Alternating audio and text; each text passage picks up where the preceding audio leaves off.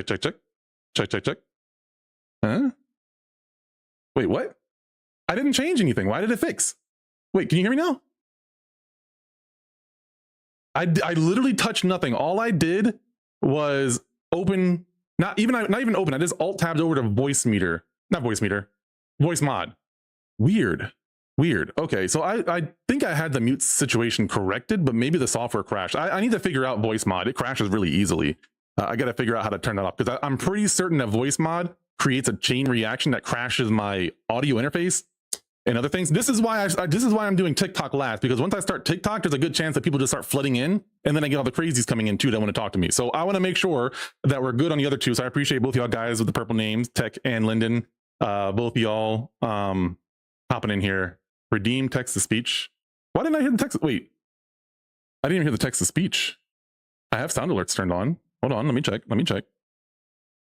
See, yep, you gotta do. I might lower the text to speech for some of y'all. I want to make sure that goes off. Let me give myself an alert of some sort. A rip is appropriate.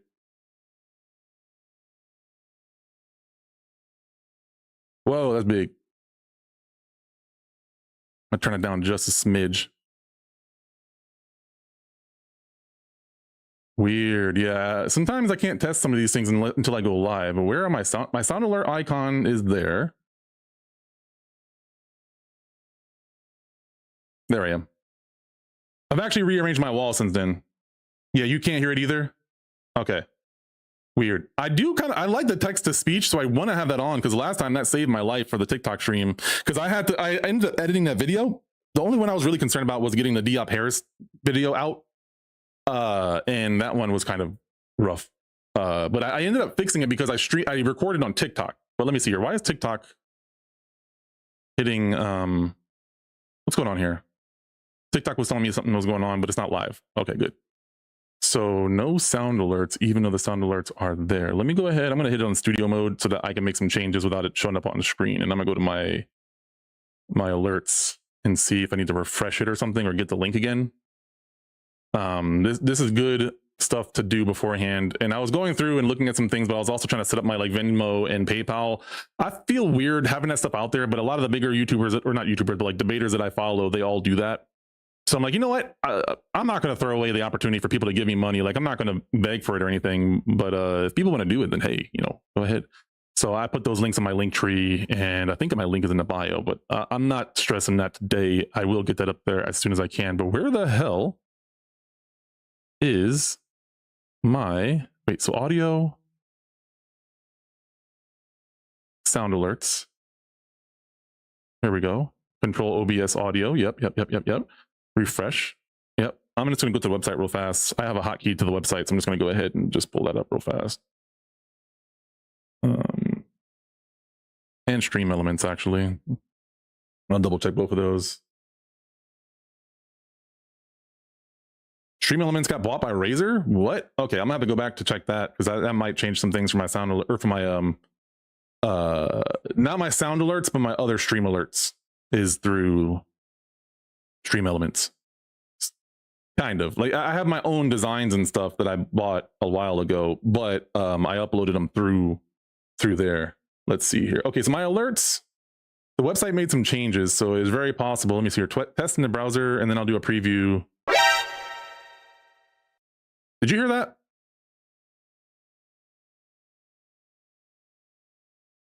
Okay. In the future, depending on how popular I get, I might limit those to like subscribers or something, or like followers or something like that. But I'm not going to sweat it for today. So let's get this pulled up.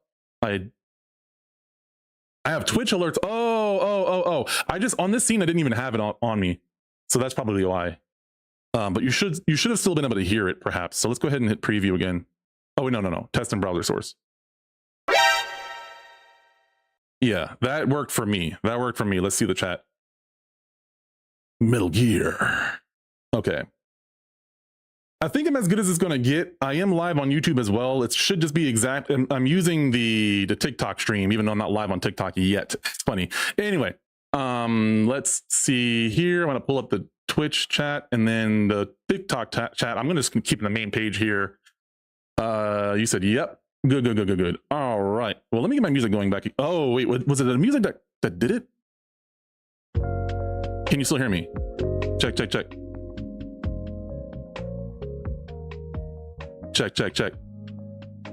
Now it looks like I'm coming through.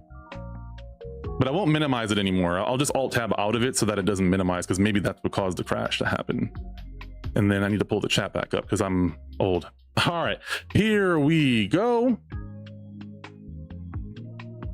Let's go ahead and go live on the Tiki-Taki.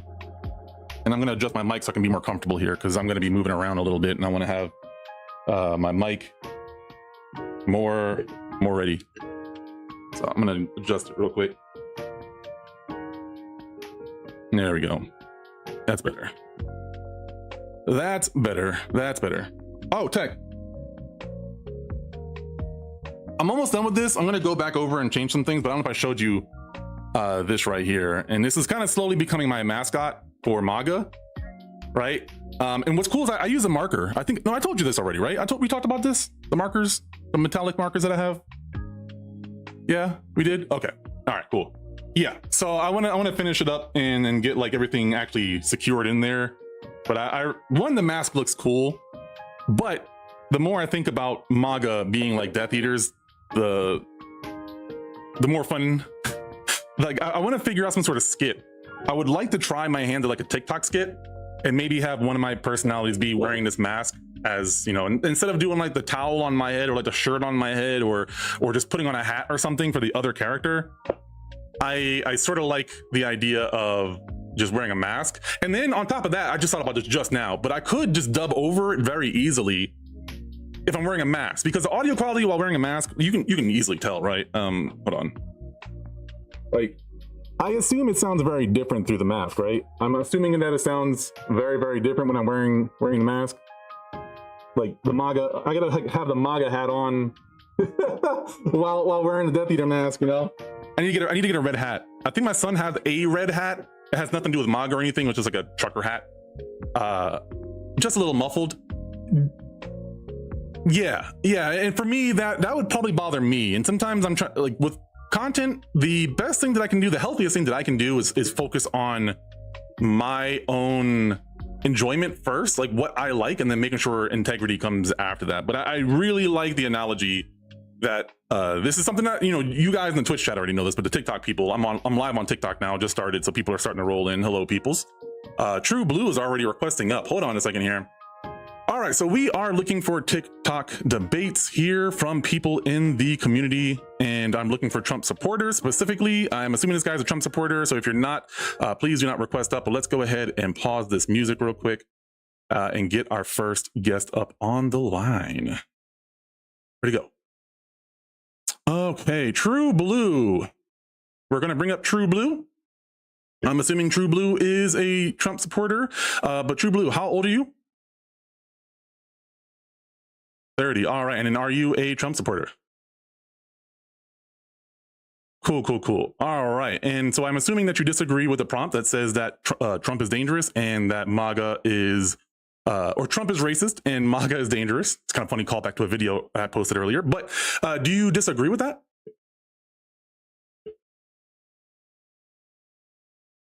All right, hold on. Let me go ahead and unmute you on my Twitch chat as well. Cool. All right. I usually mute the people coming on. Just a quick aside. When people come on, I just mute them because I've seen so many times where people start throwing slurs immediately.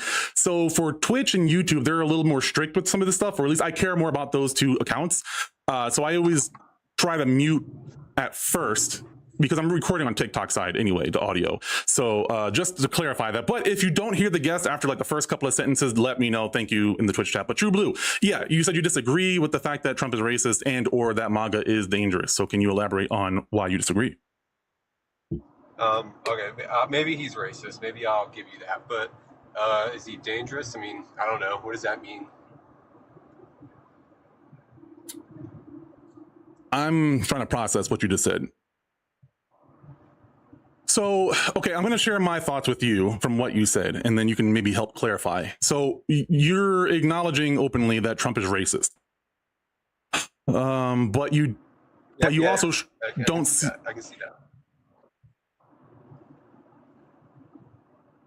How do you, from my point of view, if a person is racist, which it could mean multiple things, right? It's like he looks down, he has also acted on those points of views in terms of redlining and policies and how he talks, etc. I don't understand, from my point of view, how the leader of our country being racist, which makes him a bigot, how that isn't dangerous for large groups of people that he's racist towards. So when you say he's not like when you say it's not dangerous, do you mean that it's not dangerous to all Americans, or do you mean that's not dangerous to you or people that associate with you? I don't know anything about you. Okay, I see what you're saying now. Okay, Okay. I do see the argument that he could be dangerous. Yeah. So just to be clear, so I agree that Trump is dangerous, and I mixed up my words earlier, but well, you already acknowledged that he's racist. So I guess what is your apprehension? What made you come up here and talk to me? No, you changed. You got me. I guess. Now I agree. I was very. Yeah, I get he's racist. Yeah. I understand. You're right. But all right, now I'm sold that he's dangerous. That's cool. For the sake of integrity, for my integrity, I am hesitant to believe you. So I'm not saying that I distrust you. I'm not trying to insult you or anything like that. I love what you're saying, but I'm very skeptical. So if you are able to elaborate on that, can you expand on, like, I didn't do anything. Like, honestly, I don't think I changed your mind. Like, I don't think I did anything to deserve any credit towards any of what you're saying right now. So can you tell me what's going through your mind with this? I mean, I only voted for him. I didn't really vote for him for his policies or anything. I knew a lot of the stuff he said. I just wanted to see the reactions of people. That's fair. So, yeah. Do you think that? Well, I don't want to ask this question because I think it's a stupid question. Do you still support Donald Trump? I don't really pay attention to the man. I think I tuned out after December 2020. I mean, February 2025. I turned off all my notifications and unfollowed all the politics and stuff. And since then, I think Gulf of America is where I tuned out. That's okay. Yeah. Yeah. Do you feel like you regret your choice? Like, I'm not looking for a debate anymore. I'm kind of just exploring where you're at now. So if there are Trump supporters that want to debate after we finish our conversation, let's say we talk maybe like 10 minutes or so, or until you're tired and want to leave. But I don't want you to think that this isn't a debate anymore, because I don't have anything to debate with you if this is how you feel about it.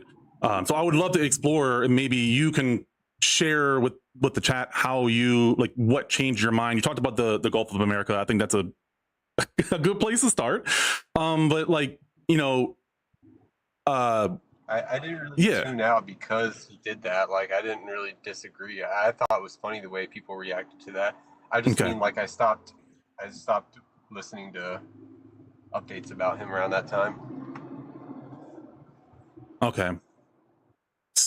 So I'm not a Democrat, just to be clear. So I'm not here to advocate for any specific politician, especially if they advocate for just that party.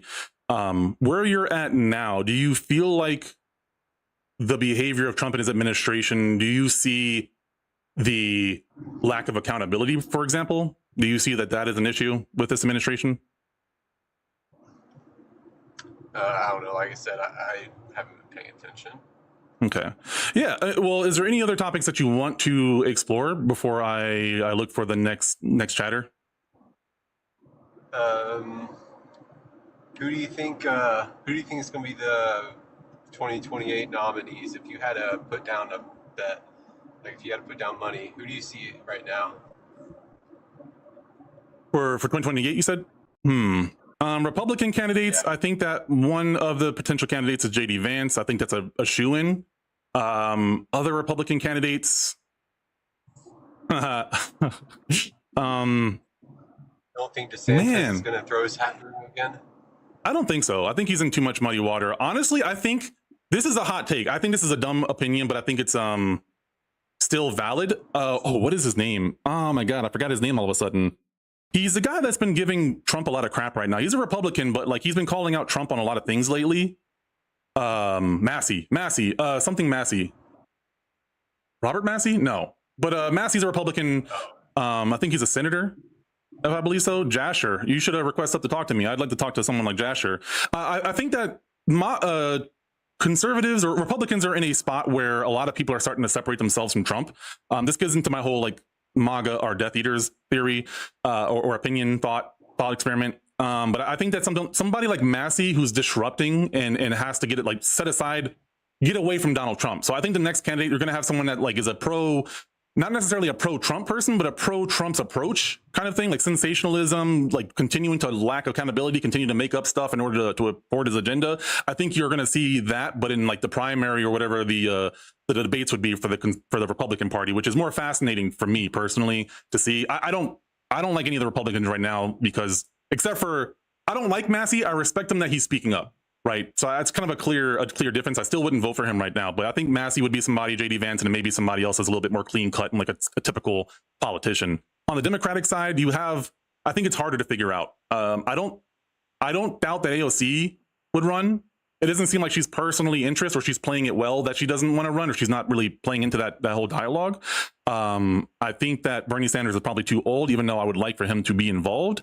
Even though I'm not a democratic socialist, I think that he's just been consistent throughout the years. Like I trust him because I feel like he would put his money where his mouth is, or at least try to. Whereas a lot of other politicians, a lot of other Democrats, they get into office and then they don't keep their promises like every other politician.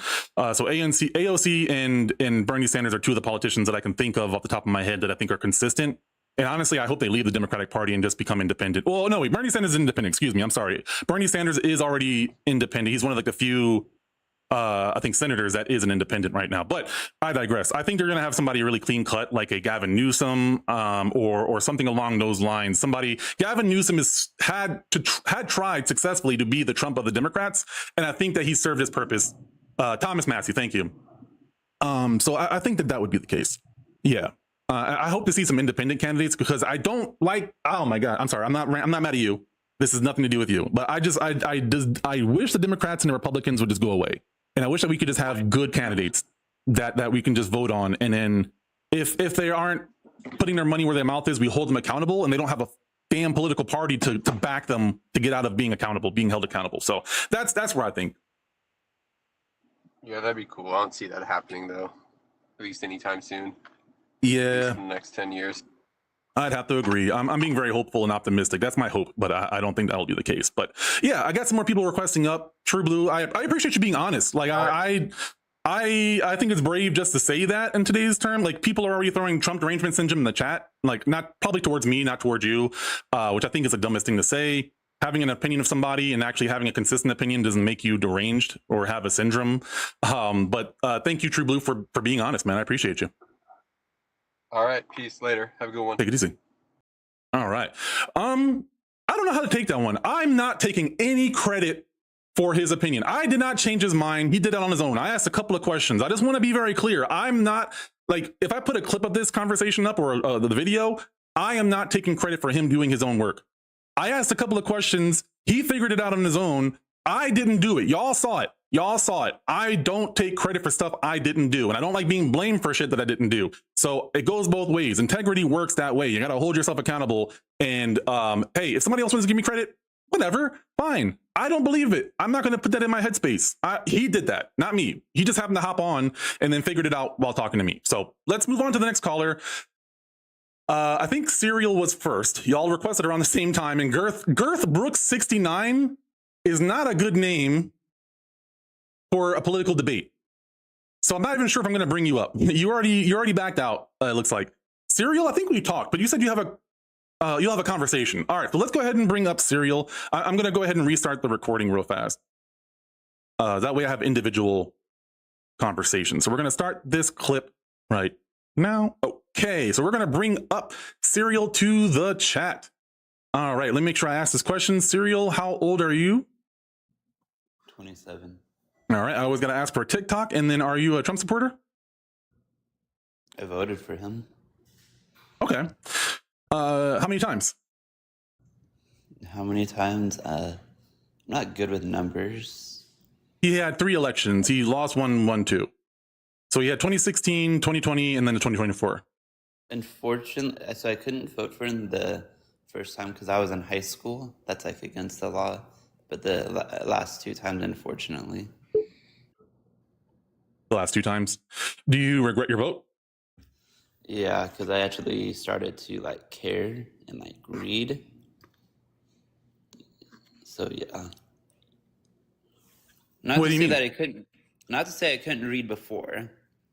Well, yeah, I know what you mean. I know what you mean. Yeah. But I just started to kind of listen to like marginalized people and like the conversations they would have more, and then try to like sympathize with like the LGBTQ plus and like gay people and just understand the harm that is being done to them.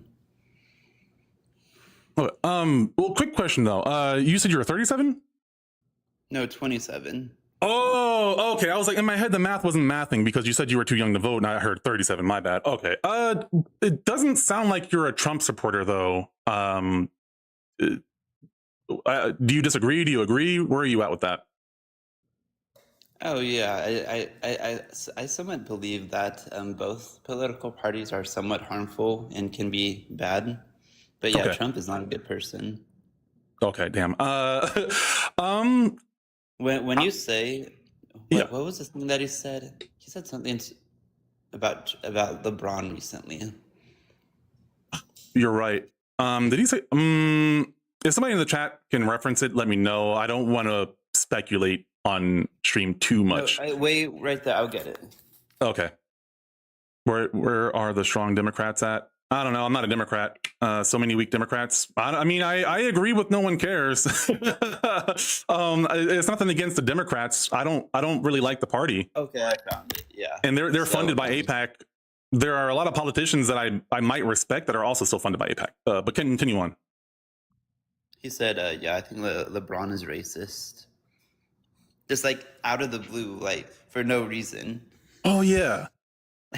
Yeah, Trump also said that he wanted reparations. Now, I don't think he meant like slave reparations, but he did bring that up. Like to understand like the full context and the history, like people say that slavery happened all over the world, and if I go into long, I'm very sorry, but it is very much different how slavery was in the U.S. Yeah, the chattel slavery, and like I haven't read too much into it. I probably should. Like, just recently, like I follow a lot of like different creators to listen more. Like, there's recently I don't know how old this woman was, but she was in a tree, and like creators have been like posting about different people like this for the past like year, and to think that racism is over or it doesn't happen right now is just wrong. And me as a white person, I need to deconstruct and better myself. Yeah. In something, so I consider myself to be someone who isn't necessarily, I don't hold all the same opinions as like a lot of Black people who might speak like me, or I might say things that more honestly than a lot of them. And on this topic, I think that a lot of times, a lot of white people think that Black people are trying to attack all white people. And to the point that you're referring to, I think that what most people want or are trying to express is exactly what you're doing, right?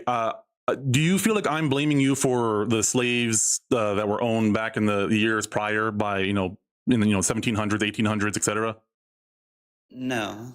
Right. And I'm not trying to make you feel bad by any means. The only thing that I really care about is honesty and truth and letting that story be told like fairly. I've had people who are maybe conservative but are not Trump supporters say the same thing or echo the same sentiment of like, oh, well, I'm just afraid that we're trying to guilt trip white people for history, or that, this or that. And it's like, I just want it to be told fairly. It's not comfortable. But learning about World War II and bombing Hiroshima and Nagasaki, that's not comfortable. Learning about the Nazis and the gas chambers, that's not comfortable. Why can't we learn about what happened in our own country and what we did? Like, I think it's important for us to learn as people what our previous generations did. I mean, I'm part Scottish, I'm part Native American or Indigenous, I'm part Jamaican, I'm part foundational Black American, I'm part Indian. And like most of those countries have had British so in India, there was colonization, which is like the whole Pakistan-India thing. In Jamaica, there was a lot of British colonialism. That's why Jamaica is the way that it is, and it's very diverse. I think Asians, in France, yes, thank you. They had, like, their currency is still, I think until recently, was like the Queen of England, right? That's how long they've been affected by it. Do I have to talk about America, right? Native Americans or indigenous, whichever term you want to use. I'm older, so I like the term Native American. I'm not connected to that culture at all. I've never met another person that was Native that I knew personally, like maybe in passing, but not personally. But I digress. It's like, no, we just want to talk about history. But like when society is gaslighting us and downplaying things, it gets pretty tough. So I don't want to lecture you, but I appreciate you being honest. Yeah. One of the last things that really like resonates and should resonate with a lot of people, obviously we never watched Jackie Robinson play, but the impact he had was very big, right? Yeah. Oh yeah. And went through a lot of like racism, segregation, and all of it. And people like Jackie Robinson's wife is still alive. I didn't know that. Well, I didn't know. I appreciate she's that. Like 100. She's like 104. I'm not kidding. Like you can go look it up. Wow. I will. Yeah. Chat, like, hold me accountable to that. That's cool to know. The same people that went through that are still alive and are seeing things like right now. And like, it didn't happen just thousands of years ago, more like just 100. And I don't know. Yeah. But yeah, you have a good day. Thank you, sir. Appreciate you, sir. Madam, have a good one. All right. Yeah. Great conversation. I'm not here to just hate on Trump with other Trump. He didn't like hate Trump, but I'm not here to just have those conversations. I appreciate it. That was pleasant. We've already had 2 conversations that the debater in me is like, feels disappointed, but the empath, the person that has some common decency is happy to see that there are people who did support Trump and have changed their minds. So you see that there are people that are doing that. I don't know either of those 2 people. I feel like that's far too convenient for me. So I struggle to accept that people have changed their mind, but I appreciate it. Like logically, I understand it, but I'm just a not trusting person. So I'm going to accept them at face value. I'm going to believe what they're saying and leave it at that and just say thank you for coming up and being brave, because Trump supporters are kind of crazy. MAGA, y'all are like the weirdest bunch of people. But anyways, I digress. I can hate on somebody that actually is MAGA, but preferably I'll have a conversation. So we have Trust Intuition. I see you on here. Let me restart this recording just so that I have a full conversation of this one. We're streaming, so it's already recorded, but hey, yeah, I saw some things in the chat here. I'll try to talk about them later if I can, but let's keep the conversations going here. All right, so hopefully we have someone who is still a Trump supporter, and I have a better time changing their mind if they change their mind, or maybe they change my mind. Who knows? Let's go.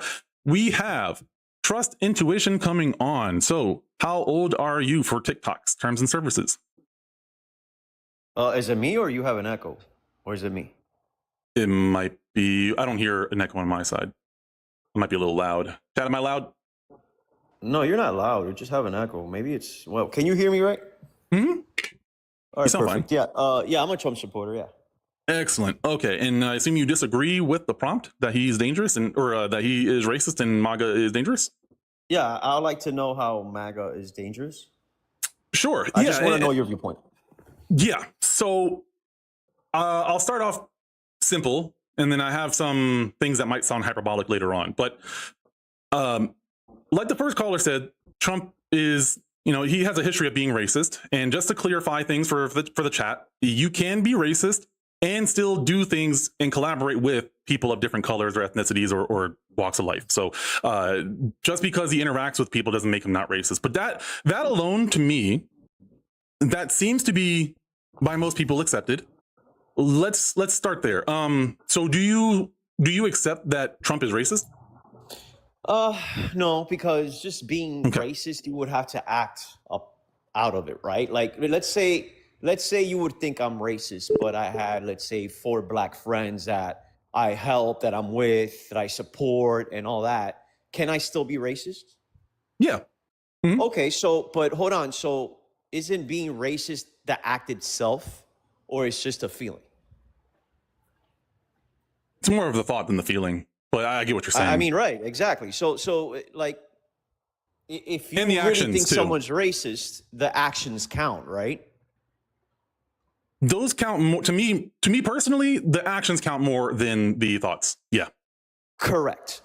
So why is MAGA so dangerous if he's not acting upon his supposed racism?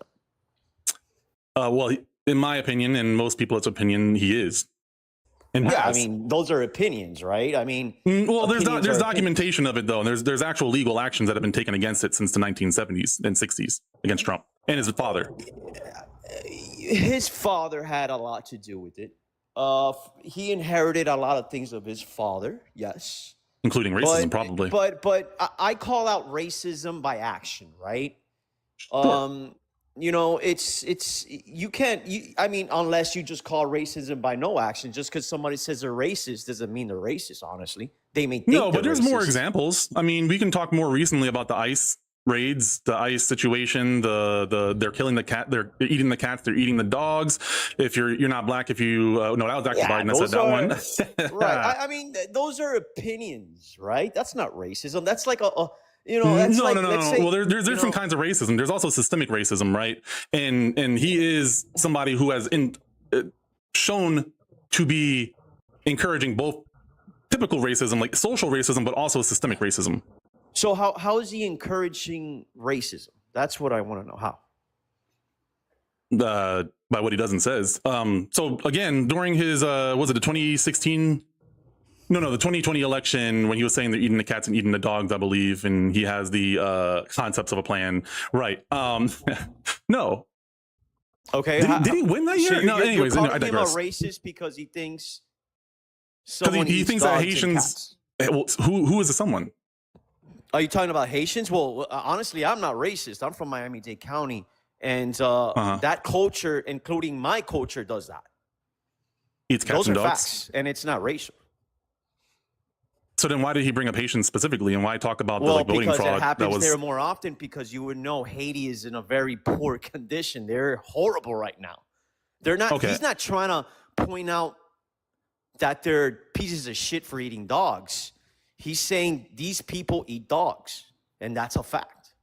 No, he's stating that as if something needs to be done about it, like they're eating their pets. They're Right, eating, that's bad but to those eat were proven dogs, to be, right? but they were proven to be wrong though. Like it was proven even. The cases that he was referring to, like the tweets that he reposted, because he's sharing information. If you go to his Truth Social, like I've been on Truth Social many times, he posts AI pictures. He posts pictures that can be interpreted as racist. We won't even touch on those because I think that'll be too muddy. Right? Those are but he's the president of the United States. The president of the United States should not be posting clickbait. He should not be posting fake videos. He should not be talking about Haitians doing. And I understand where you're coming from. Yeah, but the president is posting fake news, right? So we want to talk about how MAGA is dangerous and how that translates to it. Well, even if you want to accept that Donald Trump is dangerous, you're acknowledging that he's posting like trolls and AI videos, and he's also acknowledging, like he's mentioning fake news. The president of our United States, who's supposed to be the leader and arguably the role model of our country, is sharing misinformation openly with people and lying about it. Right. So no, he's not sharing something that's fake. He's dramatizing it, right? These things do happen. In Haiti, they do those things. That's for a fact. But we're talking about America. Okay. I mean, there's Haitians that maybe brought that along here. But the individual stories he was talking about were wrong. And even the videos that they're referencing in the links, those were not, like, they either weren't Haitian people or those videos weren't what was happening in those videos. I mean, like you see somebody carrying a bird or something like that. Okay, we can agree. Was it necessary to say that? No. I could agree with that. Is it happening? It's happening. But is it Haitians only that are doing that? Then of course not. So then why target Haitians? Why not target the white people? I mean, it's just. Let's get away from eating the cats and dogs. Then let's get away from that since it's more speculation. Let's talk about the Haitian voter fraud. Do you remember that? Yeah, explain. I don't remember that one. No. Was it Minnesota, chat? That he was talking about the Haitian voter fraud. I think it was in Minnesota. I could be wrong. Yeah. Well. Yeah. I spelled it wrong. I agree with you, host, that he talks a lot of shit, or not shit, but he dramatizes a lot of things, right? But I think we knew that about him already. His voters knew that about him. You don't find that dangerous? Like, no, I never said he was dangerous. You're putting, that's what you're analyzing. No, I'm saying you don't find that dangerous, though? Saying that Haitians are eating cats and dogs? Yeah. No. You know what I find dangerous is, and we could compare the two, honestly. And I agree he should have had said that because it's stupid. There's no relevancy. There's no point to that, correct? Even if it's true or false. But I do find something very dangerous in the left side. Like Inan Omar stating that the biggest threat and the most dangerous person in America is the white man. That is dangerous. Because now you're actually spewing hate for a white man now. Because you're stating that the number one enemy in America is the white man.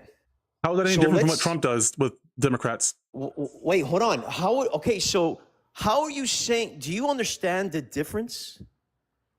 You understand that, let's be genuine here, right? You understand the difference between Inan Omar stating that the number one enemy of America is the white man? So when a white man is traveling, he's already saying, they're already looking at him with a dangerous eye because a politician is spewing this type of hate towards the white man. And I'm not even white, right? So can we, look at the examples or this guy they're eating the cats and dogs and where the left politicians are actually stating these things that are false? Do you think the number one enemy in America is the white man? I think the most dangerous group of people in America. Don't get trapped on that, dude. You cannot say this. Historically, the most dangerous group of people, statistically speaking, have been white men. That's Come on. Do you want to talk numbers? Dude, listen. Just saying that is racist. I'm not saying you're racist. No, we can talk about statistics. I'm fine. Look, I'm fine if you think that that's prejudiced or whatever it may be. I'm fine if you think that. But we want to talk about numbers, right? But listen. But are you okay? Let's say the numbers were there. Okay, hold on. Let's see that the numbers were there. They are there. Okay, let's say that the numbers were there. Can I say that black communities actually are the number one enemy of one another? Can I say that blacks kill blacks and have the most victims inside of their race between each other's neighborhoods? Can I say that? I think that's statistically true, but that's also true for white people. The same thing is true for white people, though. Perfect. So if I'm a black male and I state this, can I go to a black neighborhood feeling safe after somebody stated this, me being black? I wouldn't. No. Why not? Why would I think you just that put a target on your back? Going to kill me? You put a target on your back, but we're talking about numbers. The numbers put the target on my back. You saying it out loud for everyone to hear. You put the target on your back. No, I'm asking you a question. If we're going to go by numbers, which is honestly premature, because these numbers are all manipulated. They're all voting. They're all votes. So hold on. What race of people or ethnicity of people killed all the Jews in Germany? Yeah, were those black people? Were they Muslims? Were they Asians? Were they Indians? Hold on, I'm going based on numbers. Wait. What about World War I? Wait, who bombed Japan and killed a bunch of people with a nuclear bomb? Yeah. Who started the Civil War? You're talking about war. Who started the Civil War? Yeah, that's dangerous. War is dangerous, buddy. Oh, definitely. The president has the keys to the nuclear bomb. The president has the keys to the nuclear bomb. But you moved the goalpost. You moved the goalpost to a domestic situation to a war-like conversation. You're moving the goalpost completely. We can say domestic. What about the Civil War? What race of people started the Civil War? Right. You're talking about years and years past your generation, sir. So you want to use statistics from the past? We're talking about current events. The original conversation was if Trump was dangerous, right? My original statement was, and you came back with numbers that saying, and then I say, listen, there's leftists saying that white men are the most dangerous people in the world. And you say, well, there's stats that back that up. Well, there's stats that back up that black people are the most dangerous people to themselves. And there's stats about that, but I don't believe in that shit. I don't. Because I'm not going to be, let's say I was black. I'm not going to go to a black neighborhood, which so happened to me, a restaurant I like, and I'm going to think a black man's going to shoot me. That's stupid, right? But what does that have to do with my point, though? I think you're getting away from the point.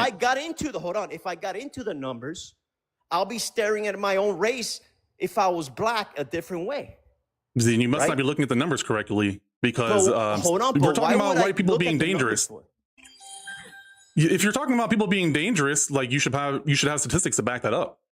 But you're not getting it, host. I get what you're saying. You created a social situation where you put a target on your back by saying publicly about a group of people and going to that group of people. No, hold on. I'm not saying that publicly. Then why would they target you? Hold on. I'm putting myself in the position you're putting me in.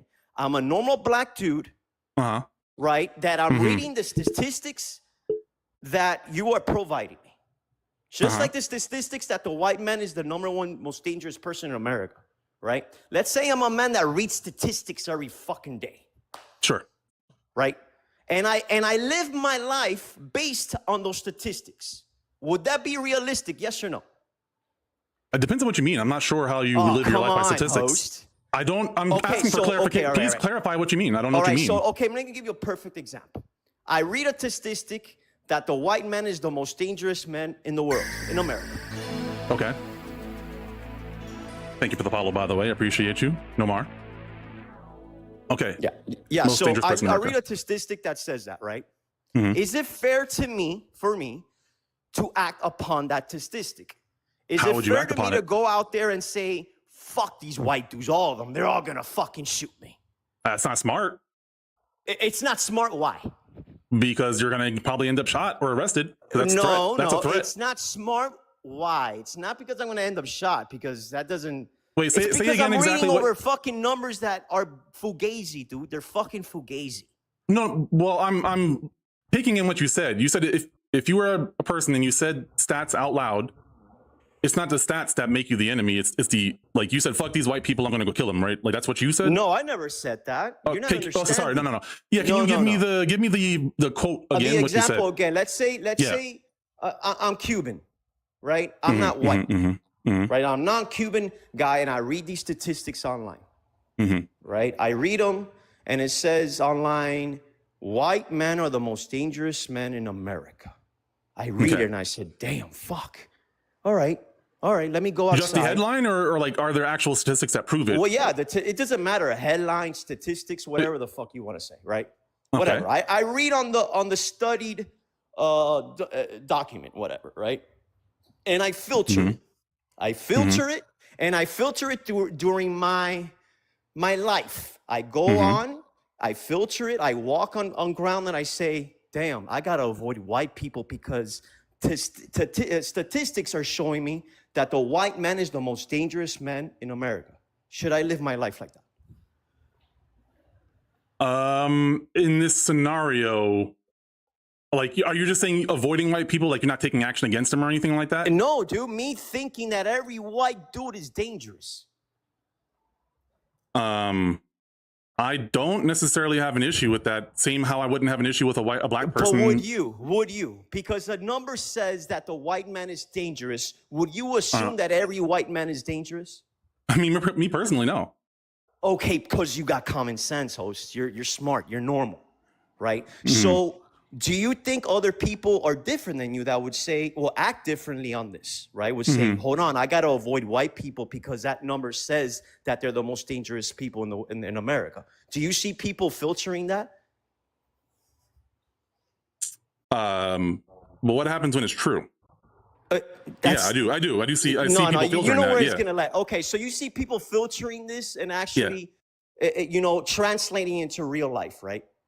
Okay, don't you think that's why I'm here right now. I'm literally here right now because I think that about MAGA. Like I'm stereotyping MAGA as a whole group. So would you say? So would you promote to avoid MAGA in every way? How in the streets because you think they're dangerous? Absolutely, I would. So let's say I'm a MAGA. Do you think I'm dangerous? Yeah. So you think that if you walk next to me, you would have, let's say, you would be concerned of your life? Yeah. Why?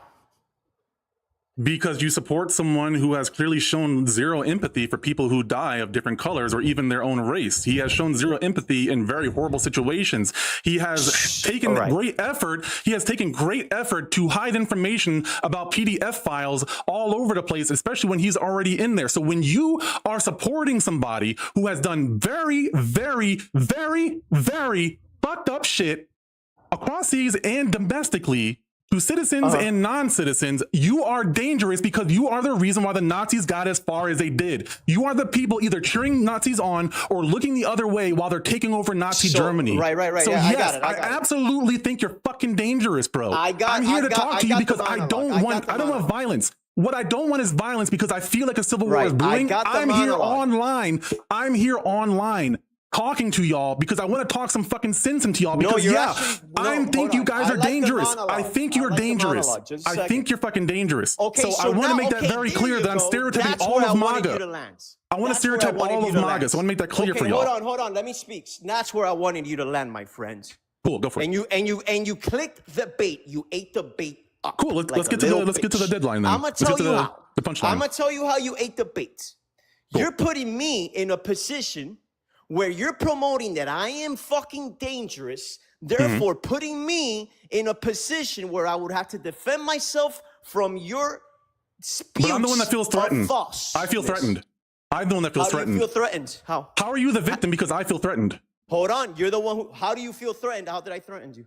You support somebody who has zero empathy for people that don't look like him, and etc. Somebody. Hold on. No, I'm not assuming anything. So I'm using common sense as you use it. You're under threat under my surveillance. I didn't say surveillance. I'm saying that your decision-making skills leave a lot to be desired. Your judge of character leaves a lot to be desired. Therefore, I don't trust being around you. So you're saying, so let's get on this. Let's get to the point. So you're saying that 77 million voters in America are dangerous and everybody should watch their ass for these people. Are you saying that? I don't know the numbers of MAGA. I'm saying MAGA. I don't trust your numbers. No? I'm saying MAGA. I'm proving your point. I'm making your point. On. You just said whoever voted for Trump is dangerous. No. I said MAGA. Now you're taking it back. What does my prompt say? Now you're taking it back. What does my prompt say? What does my prompt say, bitch? What does my prompt say? What does my prompt say? What is this? What is this right here? What is this right here? What is this right here? You stated that all MAGAs are dangerous. What y'all can't see this on Twitch, but it says it right here. That 77 million people that voted I'm saying that MAGA is dangerous. Trump are dangerous, and they should watch out for these people. And you're actually spewing. You're spewing and putting these people in a dangerous position because you're actually putting them in a position where people are gonna think they're dangerous. So then, don't you think that is? I think that it's fine to feel bothered by being dangerous. Yeah, because I think I have a lot of points that I could use to refute, but I just want to go with what you're saying. Honestly, with all due respect, we were having a good conversation until you started spewing that bullshit. Right? I'm just being honest. You started saying that I just all want to be clear, dangerous. though. I want to make sure that I'm agreeing. I'm acknowledging your point, but I'm also disagreeing with a small part of it. But I want to make sure that it's clear that I'm still making your point. So I don't trust the 77 million. What I am saying is that people who still actively support Donald Trump, aka MAGA, that's when I mean MAGA, I mean people who support Donald Trump now, they still don't see an issue. Fine, if it's that number, then sure, yeah, I do. I mean, okay, so tell me how much people voted for Trump. I don't know, but that's not what I'm saying. You know how much? Were you here earlier for my first two callers? No, it doesn't matter. Our conversation. It does matter. It does matter. No, it doesn't, because I can't control the other conversation. So how can you refer to 77 million people, but I can't refer to 2 Trump voters that I just literally talked to? So you can use a statistic. You can use a number that you're referring to. If we're talking to us, then why do we care about 77 million people? You just stated that you go based on my vote. I just talked to 2 people who voted for Trump. No, hold on. I talked to 2 people who voted for Trump, and I don't think they're dangerous. Friends.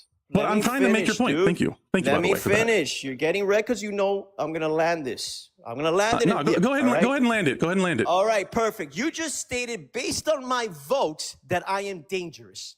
Did you state that? Yes or no? Nope. You didn't state that because of my vote, I voted for Trump. A person that votes for Trump is dangerous just because he voted for him. You didn't say that. You're saying you didn't say that right now. Nope. You're lying. Have a good day, my friends, and God bless you. All right, take it easy, man. Bye. Okay. Let me go ahead and stop the recording then. So, chat. I mean, maybe I misspoke, right? Sometimes when I get heated, I might have misspoke. But my prompt says it for me, and I clearly explained that I'm talking about people who actively support Donald Trump. And then I also had a conversation with two people who openly admitted they voted for Trump. They didn't say they regretted their vote, so I don't want to misquote them, but they don't support Trump any longer. There are a lot of people who were conned by Donald Trump and his administration. I'm not going to say they're dangerous for voting for somebody because I understand their frustration. I didn't have a candidate in any of the elections since the Obama administration. I voted third party several times during presidential elections. So in no form or fashion am I saying that just because you voted for Trump, therefore you are dangerous. If you regret your vote, if you don't agree anymore with what happened, if you see the flaw in your reasoning, I'm not saying you're dangerous. And then simultaneously, just because I think you're dangerous doesn't give you the right to attack me. Like his logic is I'm threatened by people who make dangerous decisions and support dangerous people. Therefore, I'm the bad guy because it puts him in a situation to where he has to preemptively attack me because I find him dangerous and he perceives my discomfort, my lack of safety as an attack on him. So I don't understand his point whatsoever. I can't feel threatened in America. If I feel threatened by a group of people and express that, then I can't do anything about that. Now, I think there is a valid argument, which he didn't bring up, that when white people express being not safe, that's racist. I think that would have been a good counter to my argument. A good counter to my argument that I'm making would have been that, well, white people sometimes feel threatened and they say it. And when they say it, they're racist. I think that's a valid criticism that deserves exploration, right? I'm going to have to debate myself better than he did because he couldn't bring up good points. That's what I got to do. It's weird. It's weird that I can make up better arguments against my case than he can. The other thing too, though, is that if we're talking about feeling threatened,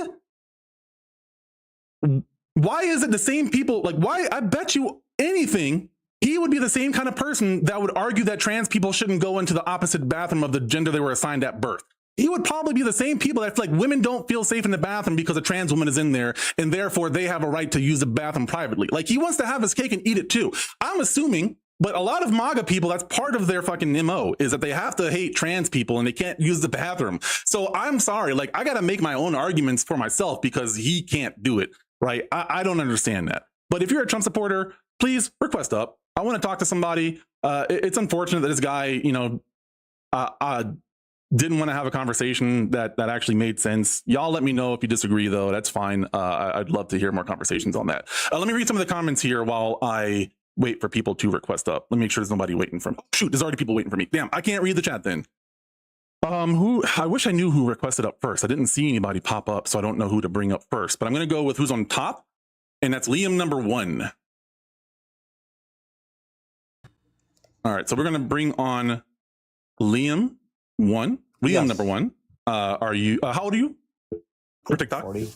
You're 40. Okay, excellent. All right, and then did you vote for Trump? I absolutely did, yeah. Cool. And then I assume you're still a Trump supporter? I am, yes. Cool. All right. And then what about my prompt or the stream do you have an issue with?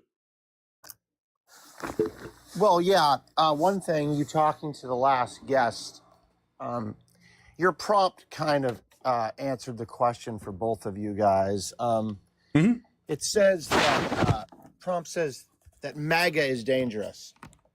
Yeah. So the movement, Make America Great, is just a slogan. Again. Yeah. Make America What's great that? again. Make America great again.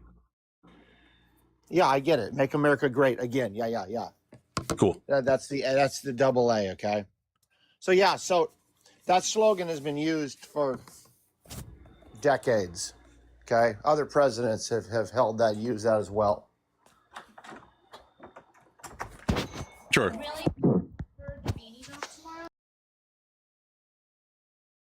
I feel like I'm a part of something I shouldn't be a part of right now. I might have lost him. I think we lost Liam. I'll give him a couple of seconds to work out any domestic issues. Yeah, I'm sorry, man. I appreciate that. Oh, yeah. Welcome back.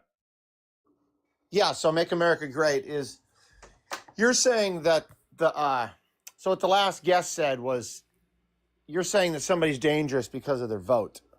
No, I didn't say And that. MAGA, yeah, I That's not what I'm understand that. saying. No, Okay. that's what you guys were arguing. I didn't hear that. Oh, okay, Maybe okay. maybe you didn't say that, okay?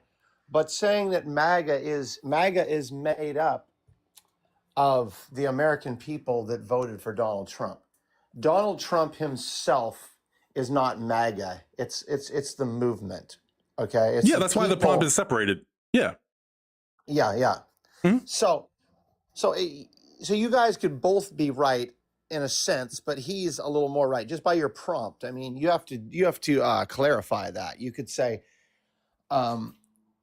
somebody is dangerous in this country because of who they voted for. So you're going to call out the individual voters and go, hey, you guys made the wrong choice. Mhm. This man is dangerous. So what you did was dangerous by voting for him, right? I don't think Trump supporters are MAGA though. I don't think that. What? I think that people who support Donald Trump are MAGA. There's a large group of people who voted for Donald Trump just because they didn't know who the best candidate was, and they either just wanted some chaos or they didn't want to vote for a stereotypical politician. I can't blame them for that. But after their vote, a lot of people regretted their vote, or they just ignored the politics as much as they possibly could and didn't really think about their decision. Those people aren't MAGA. I'm talking about the people going to Trump rallies, the ones that are wearing a hat, the ones that are arguing with people on social media, the ones that want to step up and talk to me or debate the millions of other like debate bros online. That's MAGA. Right now, I can't put all of that in a prompt. That's what a conversation's for, so I can elaborate on that. But when people straw man me or just assume what I'm saying and don't let me clarify my opinion or my point of view, that's the issue. I'm not saying Trump voters, so let's get rid of that. Let's talk about people who proudly represent that they still love Trump or they love the movement that Trump is representing, because it isn't just Trump, but he's kind of the poster boy for the whole movement, right? So that's what I mean. So let's go from there. Yeah, well, Donald Trump is an effective leader, okay? And that's what this country needs. Okay, well, that's what this country needs. You can disagree with it all you want, but 77 million people voted for the man, okay, in the second term. Mm-hmm. And factually, you had politicians, career politicians, like Joe Biden lied to the American people about his health. I don't want the Democrats. Let's not go through that. I want the Democrats to not exist anymore. I'm telling you why we have Donald Trump in power. Okay. I want to talk about what he's done in his actions, though, and what MAGA has done in their actions. That's fine. We can whine about. I'm not whining. I'm making a point, and I'm backing up my argument. So I would like to actually be able to stay on a topic to where I can back up what I'm saying. Yeah, but this is the thing. You have to understand that the American people had two choices. They had a forced candidate that never. But now we're here. We're here now in 2026. There's no election now. Yeah, there are people now that have decisions to back away. So we don't have to talk about votes. Yeah, you need to show a little common sense when you're going, why did these people vote for Donald Trump? Why are we still talking about voting? Why are we talking about voting? I said already. I'm starting to get annoyed. Why are you getting triggered? I'm getting annoyed because we're wasting time. I want to get to the point. We're talking about something that doesn't matter. It's going to take 30 seconds for me to make you feel more uncomfortable, okay? More bored, but go ahead. Bored. Go ahead. So the American people were forced to vote for Kamala Harris. No, they weren't. Or not vote, or vote for Donald Trump, or vote independent. Yeah, it's not a force. Yeah. Okay. They only had two viable options. Okay, sure, great. that's what you're trying to say. Yes. Great. So, would that third vote have seen a victory? Probably not. Unfortunately. Okay, great. I wish it would have. They were forced to vote for Kamala Harris. You say forced. People have options. You can't say forced. I'm sorry. I want to acknowledge that terminology. Right. They had Trump, and they had Kamala. Right. Mm-hmm. Yeah, but we're not going to say forced because no one's being coerced into doing it. How did she do in the primaries? What primaries? The presidential primaries. Okay, when she was up there, she never. Okay, I'll give it to you. Nobody liked her. She never even made it past the primaries. Okay, then Biden said, "I'm going to have the most diverse cabinet ever, and I'm going to elect the first black vice president, female black vice president." Okay, Sure. So he hired off of race, gender. You're saying she was tokenized. A fucking 100%, dude. Okay. What's your point? You could even make the argument. Can you please? You spend 30 seconds. Come on, let's go. Yeah, bro. What's but your this point? is the thing. Can you please dunk on me now? I want to get dunked on. You're getting dunked on for sure. I'm cool, showing you. Let's keep going. I'm showing you that what you're doing to the American people by your little background here and your little rant that you're on is honestly silly. Okay, if you want to get out of that, let's just talk about why we hate you. No. Finish your point. Finish your point. What was your point? No. We're good. We're good on that. I showed you that the American people were forced to vote for somebody that they. You're still using the term forced. I feel like we need to have a good faith conversation here. Like I'm trying to help because I think terminology matters. And you're making it sound like people are coerced into two options. And I understand what you're saying, but I want to make sure it's clear that people could choose to not vote third party. So I get what you're saying. I don't want to play the semantics game, but I want to be clear that I'm not agreeing with that terminology because it's not just about me and you. There are other people watching, and I want to be clear about where I stand on these topics. So anyway, you didn't make a point though. What was the point in that? Because I want to make sure, since I was the one trying to get back to topic. I'm gonna have to break this. Yeah. Break it down for me. I'm kind of slow, so break it down for me. Okay. Should I get the crayons out and turn on my camera? Yeah. Go ahead. Yeah, do that. So this is the thing. There were two choices. We were either going to get Kamala Harris or Donald Trump. Okay, we can agree on that. You're saying, screw that. The American people have more choices than that. They do. No, that's not what I'm saying. I'm just making a third party. They can go green clarification. Party. They can go third party. They can go green party. Whatever they want to, but that's not going to see a victory. Can we agree on all that? Yeah. I get that. Yeah. Go. Okay. Yeah. Go. So we're back. I got ADHD, bro. I'm impatient. Come on, get to the point. Yeah, it's ass whipping deficiency disorder. Yeah, you definitely got that. Ass whipping deficiency disorder. Yeah. I'm quick. ADD? I'm fast on the draw. Yeah. AWDD. Ass whooping deficiency disorder. AWDD. Okay. So what's your point? So we had the Democratic Party lie to the American people about the health of Joe Biden. Okay. He got absolutely manhandled in his final debate with Donald Trump. Where's your point in this? He wasn't even coherent cognitively, okay? And then they went, then Nancy Pelosi literally turned on Biden. She turned on him. Okay? Then it was, oh shit, we're literally months from an election. What do we do? Oh my God, I got it. The greatest female vice president ever. And that was picked by Biden, the incognitive Biden, okay, forced her in, okay? Now she's going to be the president. Wait, do we get a primary? No, she's just going right in. We're forcing her in. There we go. This is who you get. Okay, really? No, she never even won any of the primaries or anything. Who is this person? Oh, she's the one that covered up all of the wrongdoings by the clergy in California that took advantage of all the children. Oh, I don't want to talk about that. Or the people that kept their kids home from school that she was taken to jail. Or the over-criminally charging of people that were taking Mary Jane. Okay, this woman.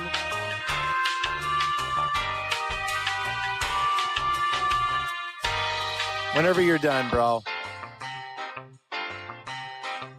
Hold on, let me dance on Trump real quick.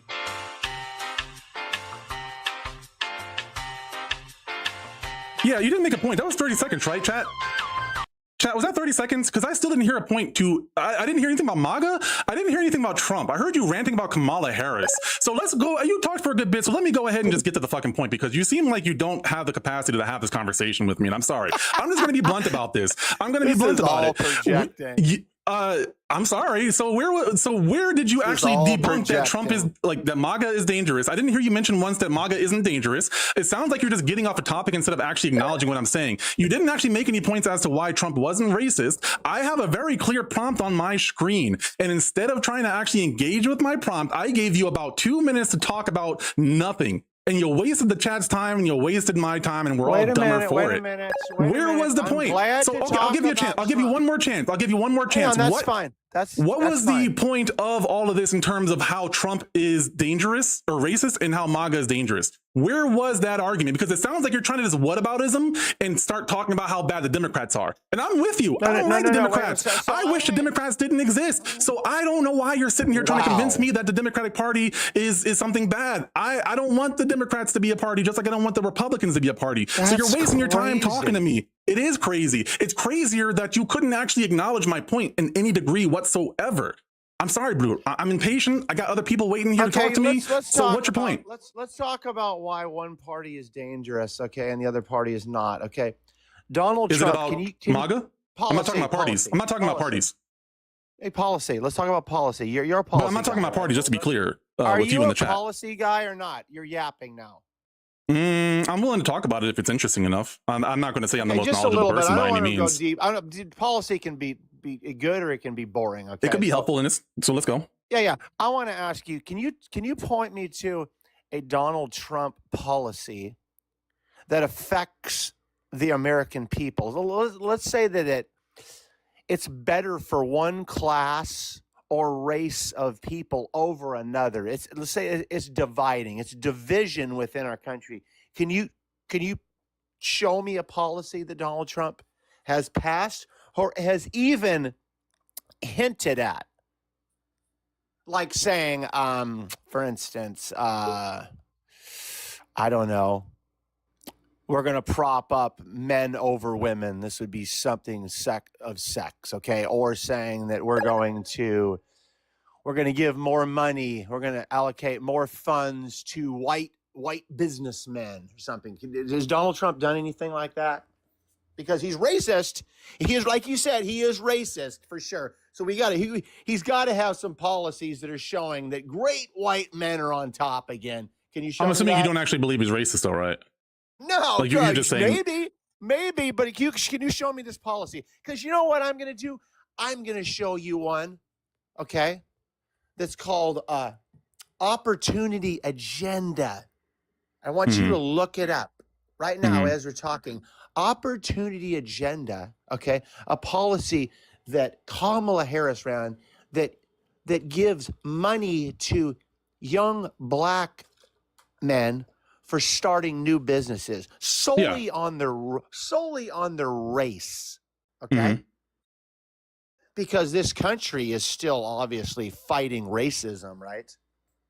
We didn't have civil rights movements. We didn't have civil wars over all of this stuff. Yeah, not yet. I'm better than a black man. Go ahead, show me the policy by Donald Trump that was equal to Kamala Harris's agenda. Policy. So like I said before, I'm not the most knowledgeable person when it comes to policy, so I'm not sure if this would count. But I mean, he did a lot of executive orders.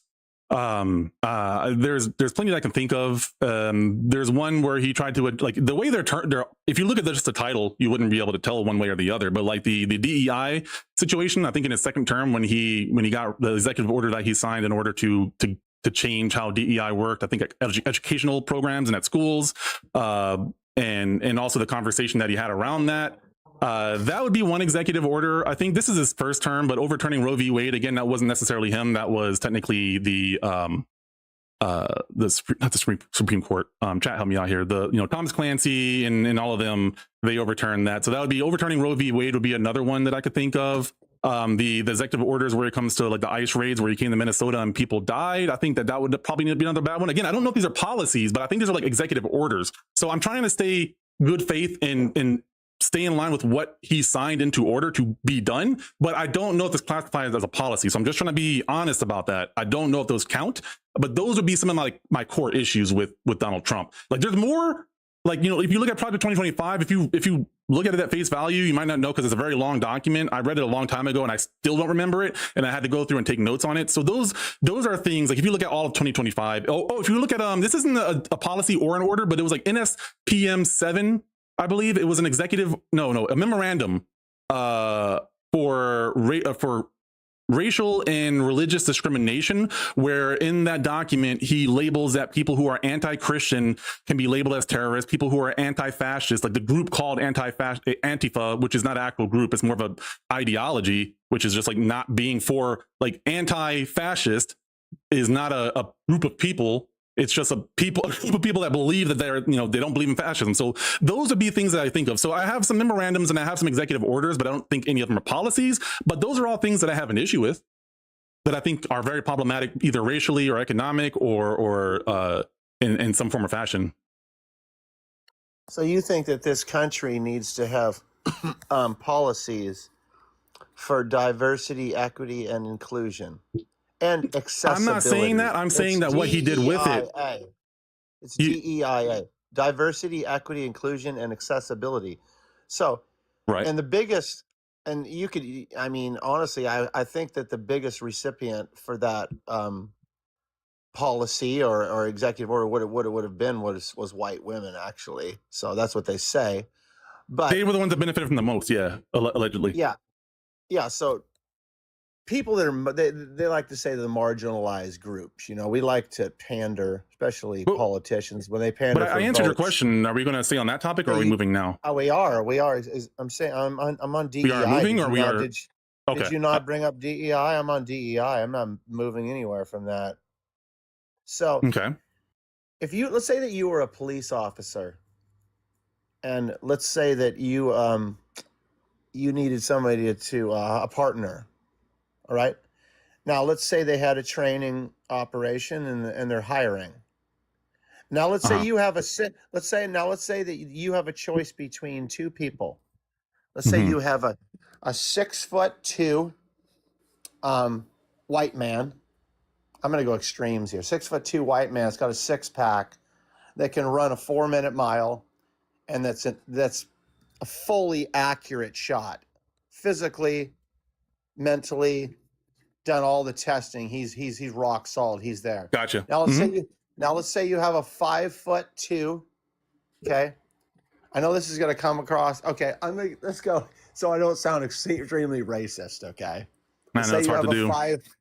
Let's say you have a 5'2" American God, where do I go with this? Asian American. Okay. You're trying really hard to not be racist right now. That's interesting. No, this is why, because it's so. Go ahead. Sorry, go ahead. I'm making a joke. I have to bring up the race and the color of this person's skin. Okay, because it's so dumb. That's what DEIA is. It's not just going, hey, I'm going to close. Yeah. So you have a really handsome white guy and you got some other dude. Yeah. What's the story? Not handsome. No, you have two. Buff, tall guy, 6'2". Is just an absolute beast. He's a beast of a human being. Okay. Sure. Yeah. He's so fit for the job. He's so fit. He's textbook fit for the job. He's another 5'2". Can't barely run a quarter mile. Overweight.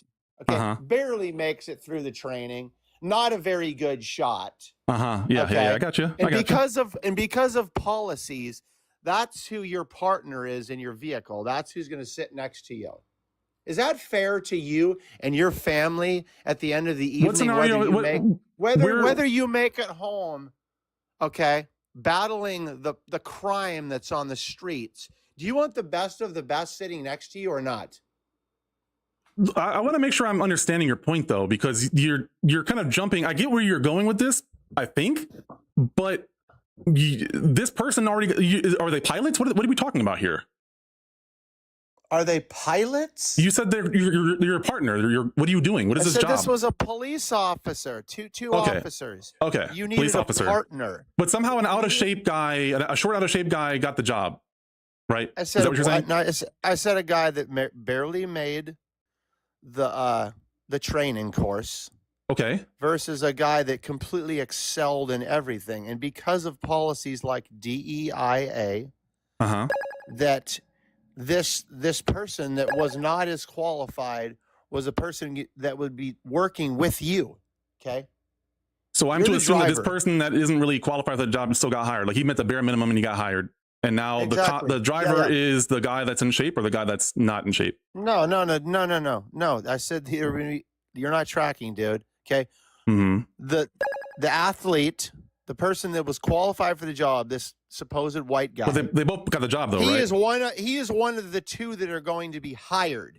Okay, now you yourself, you are the one that's looking for a new partner. You're going to be getting one of these individuals as a partner. Okay. Now I'm telling you that your life can be on the line for whoever gets hired. Yeah, I get it. I get it. Understand that, right? Okay. Is it fair to you because of things like DEIA that you have to deal with somebody that's less qualified to try to protect you and to do a better job protecting the cities? You done? Yeah. So your scenario is not a good representation of DEI. That's not how DEI works. You're assuming that if this person got hired, he's already qualified for the job. Now you sometimes, I've been in situations where you get screwed over and you work with people that suck. I've had that happen all the time. Like I've worked at several different jobs. Yeah. So it's a different level. If you're talking about a cop, there's a different level of scrutiny. And honestly, a lot of cops, there's a lot of footage out there to show that they haven't done a good job. But me, you're talking about me. I'm not even in the hiring position. I just get given a partner. That is a crappy situation, but it could be that the person that is super in shape and a beast is a super over testosterone, like crazy person who has roid rage, right? So the person that is more shape and maybe more physically, you just gave me a scenario where you gave the other guy a slob as a partner potentially. So I'm going to go along with your story because you didn't tell me the parameters well enough to understand who's who. If somebody's fucking unstable and they're roided out, I don't want them as a cop. I'd rather take the slob. I'd rather take the slot. I'm giving you a scenario. You gave me a scenario. I'm adding on to it. I'm embellishing the story, but it is also a very realistic story based on the statistics of cop violence, especially against people of color. So I'm taking your story and working with what you gave me. I'm just taking it. You said that I kind of get screwed over because I have the out of shape guy, but you didn't do a fair job of explaining the mental state of two people who are about to be a fucking cop. I'm sorry, there's enough stories out there to show that there are in-shape cops who are mentally unstable and don't deserve to do the job. And similarly, there are a lot of out-of-shape people who should not be the people chasing after the bad guys because they're out of shape. That's a very realistic scenario that you gave me. I believe that, but both people can be bad. But if you're talking about me being the hiring manager, which is a more realistic scenario, you also have to take into account that DEI has less to do with just hiring and more to do with the training. Just like how Charlie Kirk talked about the whole pilots thing, it's more of an opportunity for people to be looked at. DEI does not guarantee that you get the job. DEI guarantees that you get looked at so that you can at least have a foot in the door. So you're misrepresenting what DEI is, and you're giving me a scenario where you have a fucking super strong Chad and a slob, but you don't talk about their mental state, which is incredibly important when it comes to policing. So I'm sorry if you don't like what I'm saying, but I'm being incredibly fair, taking your scenario and adding on to it while showing the flaw in your argument. What say you, sir? You almost cooked there for a minute. What say you, sir? What say you, sir? Get to the point. You don't got to compliment me. I don't need you to fillet me. Get to the point. I'm showing you. Get to the point. You're trying to be a chef, but in cooking crappy, cheap hot dogs. Point. Okay? What is the point? Please cook me. Go. I'm going to show you now. Stop talking. Go. Stop talking. Go. I didn't interrupt you. Quit crying. Go. Okay. Let's take your scenario. It's your scenario, not mine. Let's take everything. It's your scenario, not mine. Let's take everything that you said. You ran and said that this guy was we said. I added on to your story and all this stuff. Okay, you know what? Take credit for your work. Why do we see mostly black men in the NBA? What's that have to do with my point? It's everything. Let's continue on one topic. Dog walking of the century. Why do we? No, you have to refute my point. Is this a racist organization that just hires black men? You got to refute my point. Yeah. No, I am refuting your point. Okay. Okay. Why do we see the NBA is mostly black? There are a lot of parameters for why that is. Are they hiring off of DEIA?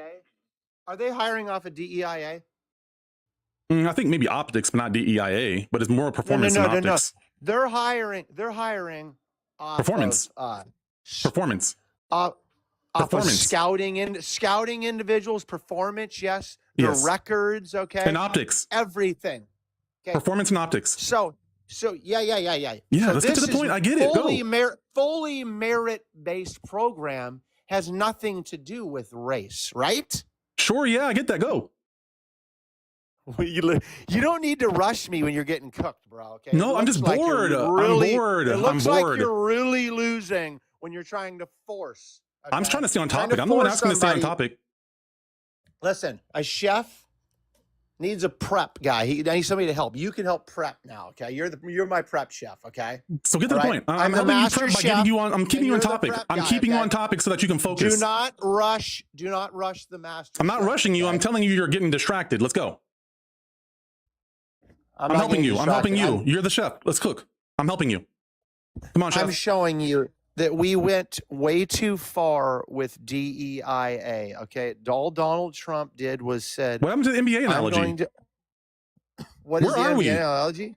Yeah, the NBA analogy, and also what happened to the cop story that we were talking about before. We talked about cops. I stayed with your story. You see how I took your story and built on it and acknowledged it and then hit the points that were like holes in your logic and acknowledge those kinds of things and took those things into consideration for the story. And then you switched the story to the NBA, and now you're switching the story again, even though you didn't even finish your second story. So I'm just confused how I'm the one getting cooked when you can't stay on your own topics. Let's go. Let's go. Let's cook me. Cook me. So cook what me. So let's go deeper. What we need to do, because of at least giving them the opportunity and the shot, we need to recruit more white men. So we at least need, wait a minute, this is what, 60+% white men, or, the white population. Again, that's not how DEI works. They don't hire people based off of race. No, wait a minute. Why is the NBA so racist? I think that we should be at least 50% or maybe more, since this is the United States is made up of white men. Why would I ever say that when I want to watch a better basketball game and I don't care what the color of these people's skin are when they're out there on the court? Okay. This is how dumb DEIA is. This is a solely merit-based program. Okay. This is the best way to look at. I might agree with you if you were able to represent DEI correctly. I might agree with you or grant what you're saying if you were able to actually represent what DEI really was and what it did. But you're not doing that. I think you're misinformed, maybe by your president. No, this is the danger I'm talking about, chat, is that he can't represent DEI well and still make his point. And I took his own story and built on it. You see that, how I'm able to follow his story and then take that scenario and then jazz it up a little bit so that it also takes into account other things that he failed to mention very conveniently. And then when I made those points, he got kind of condescending and then switched over to basketball, talking about how black people are better than white people at basketball and trying to make that a whole thing rather than going back to the cop scenario, breaking down my points because I'm so wrong about my story. Like, I don't understand. I'm the person with ADHD. That means attention deficit hyperactive disorder. Okay. Like, my ability to focus on things is actually very good. And all I want to do is focus on the conversation. Yeah. I'm yapping while taking your story and taking what you say, building on it, acknowledging it, and then refuting it. But for some reason, you got to keep changing stories in order to do that. It's really weird how you can't stay on topic. And at the same time, the topic of the prompt is MAGA is dangerous and Trump is racist. And somehow we're talking about cops and we're talking about the NBA. I don't understand how I'm the crazy one or I'm the wrong one or I'm the one that's stupid when you're the one that can't seem to understand what my prompt is. Help me understand that, please. Cook me. So either we still have a problem in this country and not hiring people because of the color of their skin. Okay? Can you acknowledge that DEI doesn't force people to hire people of the color of their skin? Can you acknowledge that? Can we go there? I can't acknowledge that. No. So then I can't acknowledge you because you want to acknowledge reality, sir. I'm sorry. Have a great day. Bye-bye. Look, guys, I'm willing to have a debate. I'm willing to talk to people.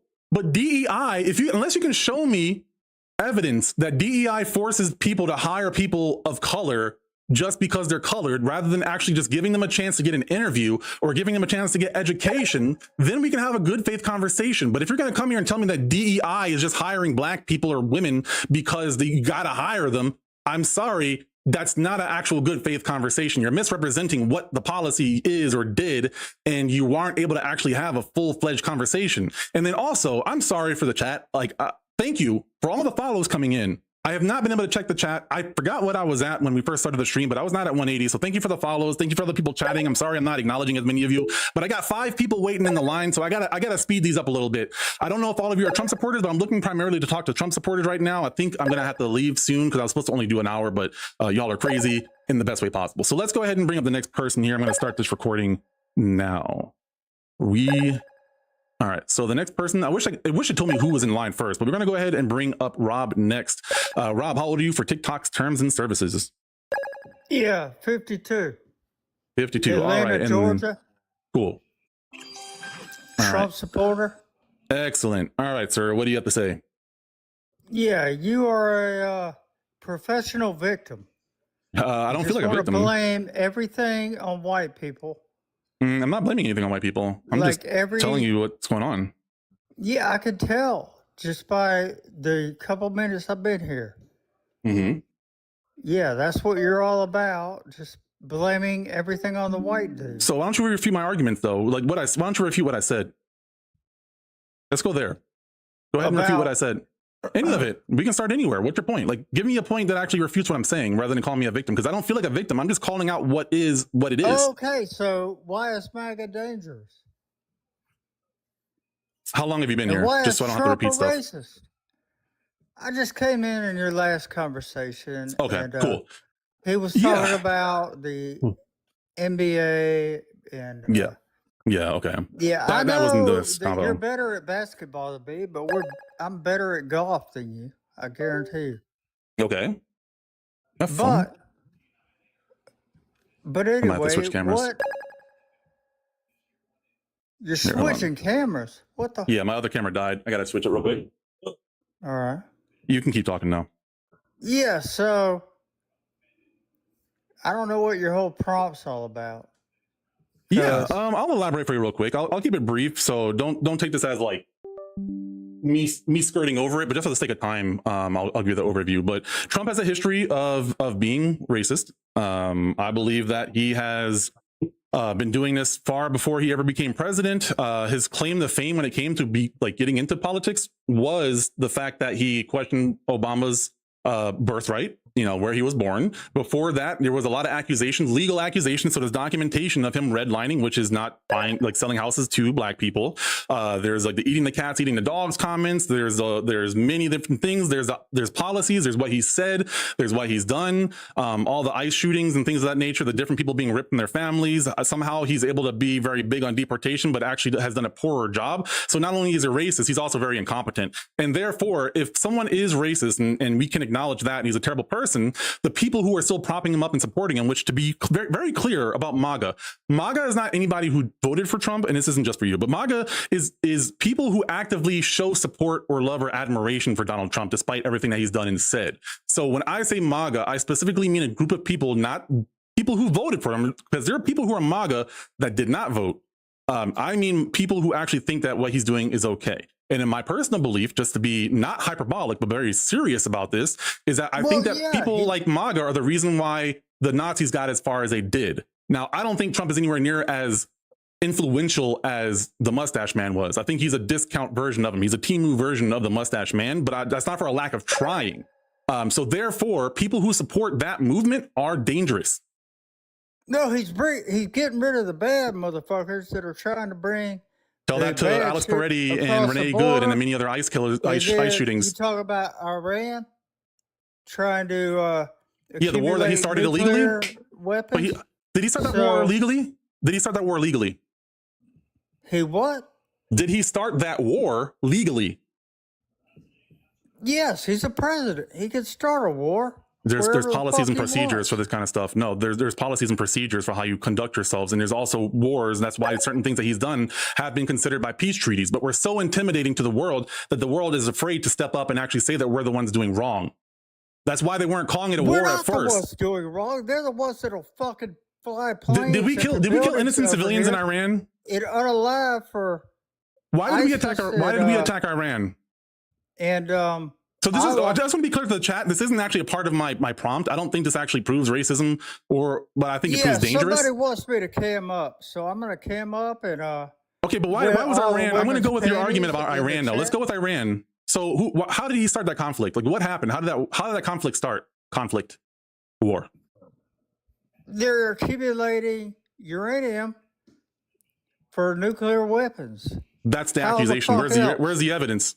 And they've been bad ever since 1980 when they had all the hostages. You don't remember the Iranian hostage crisis? Jimmy Carter?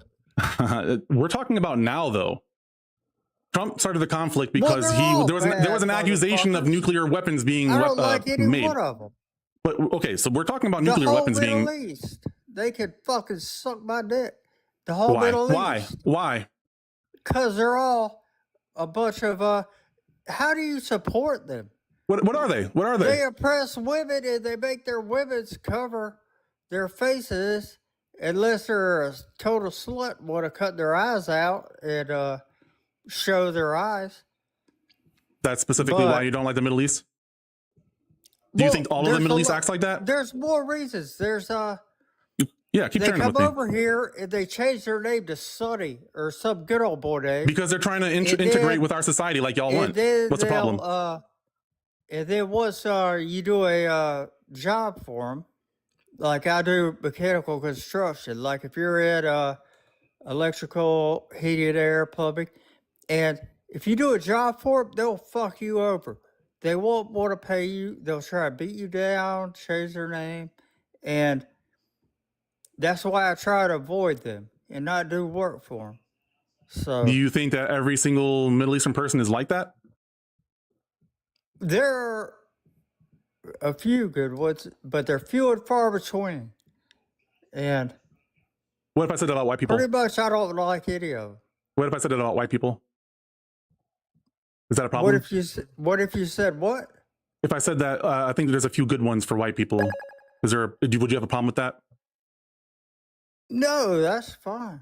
I don't like a lot of white people too. So okay, you're consistent. I appreciate that. I respect that. Yeah, we could agree with that.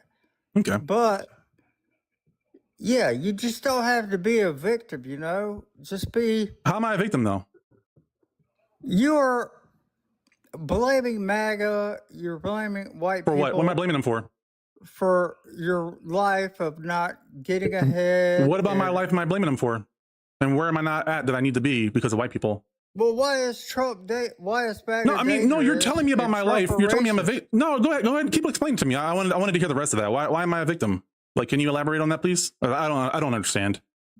Well, because of slavery, Jim Crow laws, everything.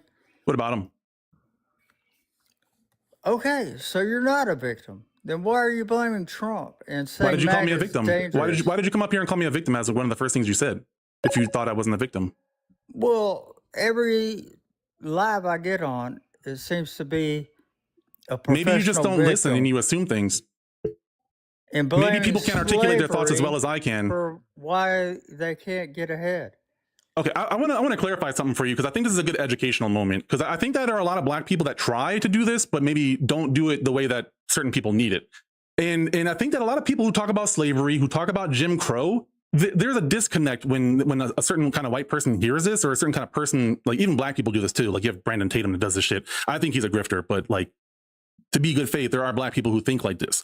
And so when it comes to talking about slavery, right, the issue is that things like slavery have a lingering effect on the rest of our culture. And I don't just mean black people, I mean white people too, or just America as a whole. So when slavery was abolished, right, I don't want to give you a whole history lesson, so I got to be abridged here. So I'm sorry, chat, if there's any history buffs in here, you're going to hate me, but time is a thing. So after slavery, black people were not just immediately safe or comfortable, right? And this happened for many, many years. And during this time, whenever black cities or black areas thrived, more often than not, those towns were somehow removed, destroyed, or anything else. For example, have you heard of the Black Wall Street Massacre? That's probably the most popular one, but there's many, many, many different instances of this. Have you heard of that before? No, I'm sure there's many Black Wall Street. So I want to give this as an example, but I want to understand this was way long ago. I think this was in the 1800s. I'm sorry again, history buffs and bad with numbers, but it was a long time ago. Allow black people in Wall Street. No. Black Wall Street was a place in Oklahoma called Greenwood, I believe, Greenwood or Greenbrier. It was called Black Wall Street because of how it was one of the most thriving black cities in America. It was great. It was a black owned businesses. They had their own newspaper. They had their own like barber shops and like all kinds of businesses. They were thriving, huge. One single conflict with a child in an elevator because he was a shoe shiner, but he couldn't use the bathroom locally. So he had to go down the street and up a building into the elevator. In that elevator, he interacted with a white woman. And in that interaction, it led to a whole situation where he was being accused of something that he did. Even if I granted that, in this scenario, I don't agree this is true. This isn't true. But I'm going to grant it because I think it's a good example. So let's say this young kid harassed a girl in the elevator, a white woman, and then that led to the destruction of the entire city. And when I say the destruction, I mean that they brought airplanes and bombed the city. And the reason that happened is because a black militia came to get the kid out of jail after it was proven that he didn't do anything, or that he was, waiting for an actual trial. So they came and got him and protected him. And legally, they were within their right to be able to have arms. But having those arms scared all the white people around that area, therefore leading to an actual conflict. But you can imagine an actual like entity of like government, a hand of the government or the police office, local government or police versus fucking a town of people with maybe some people who used to have experience in some sort of wars and conflicts. They got bombed by airplanes. I highly encourage everybody in the chat to look up Black Wall Street.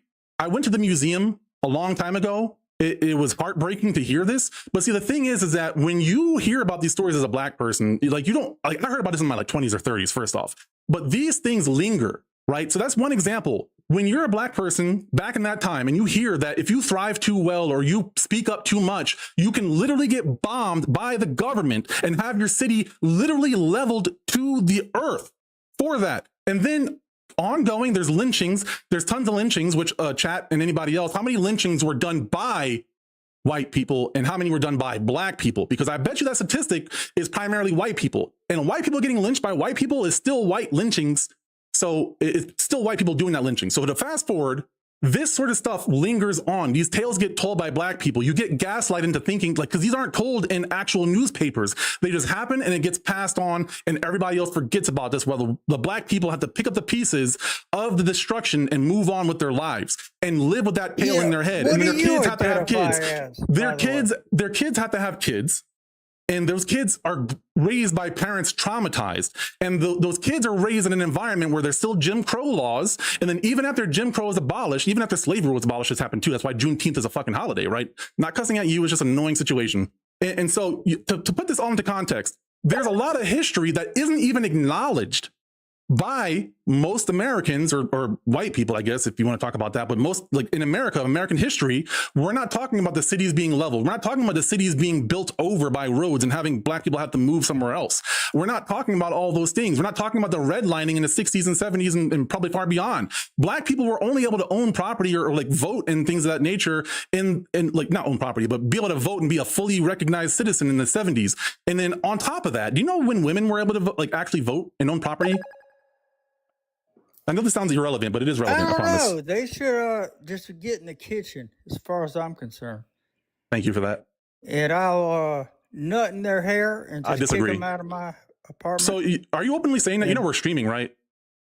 Also, be careful with your language. I am streaming, and that's yes. Stuff What that's do you identify as? Are you? Wait, when could white women like own property and such? Like, you're lighter skinned. If you're a black dude, I don't know. Do you know that you're fortunate to be lighter skinned because of my great grandfather that raped your great grandmother as a slave, and now you're more lighter skinned than and now you're fit in better with the community.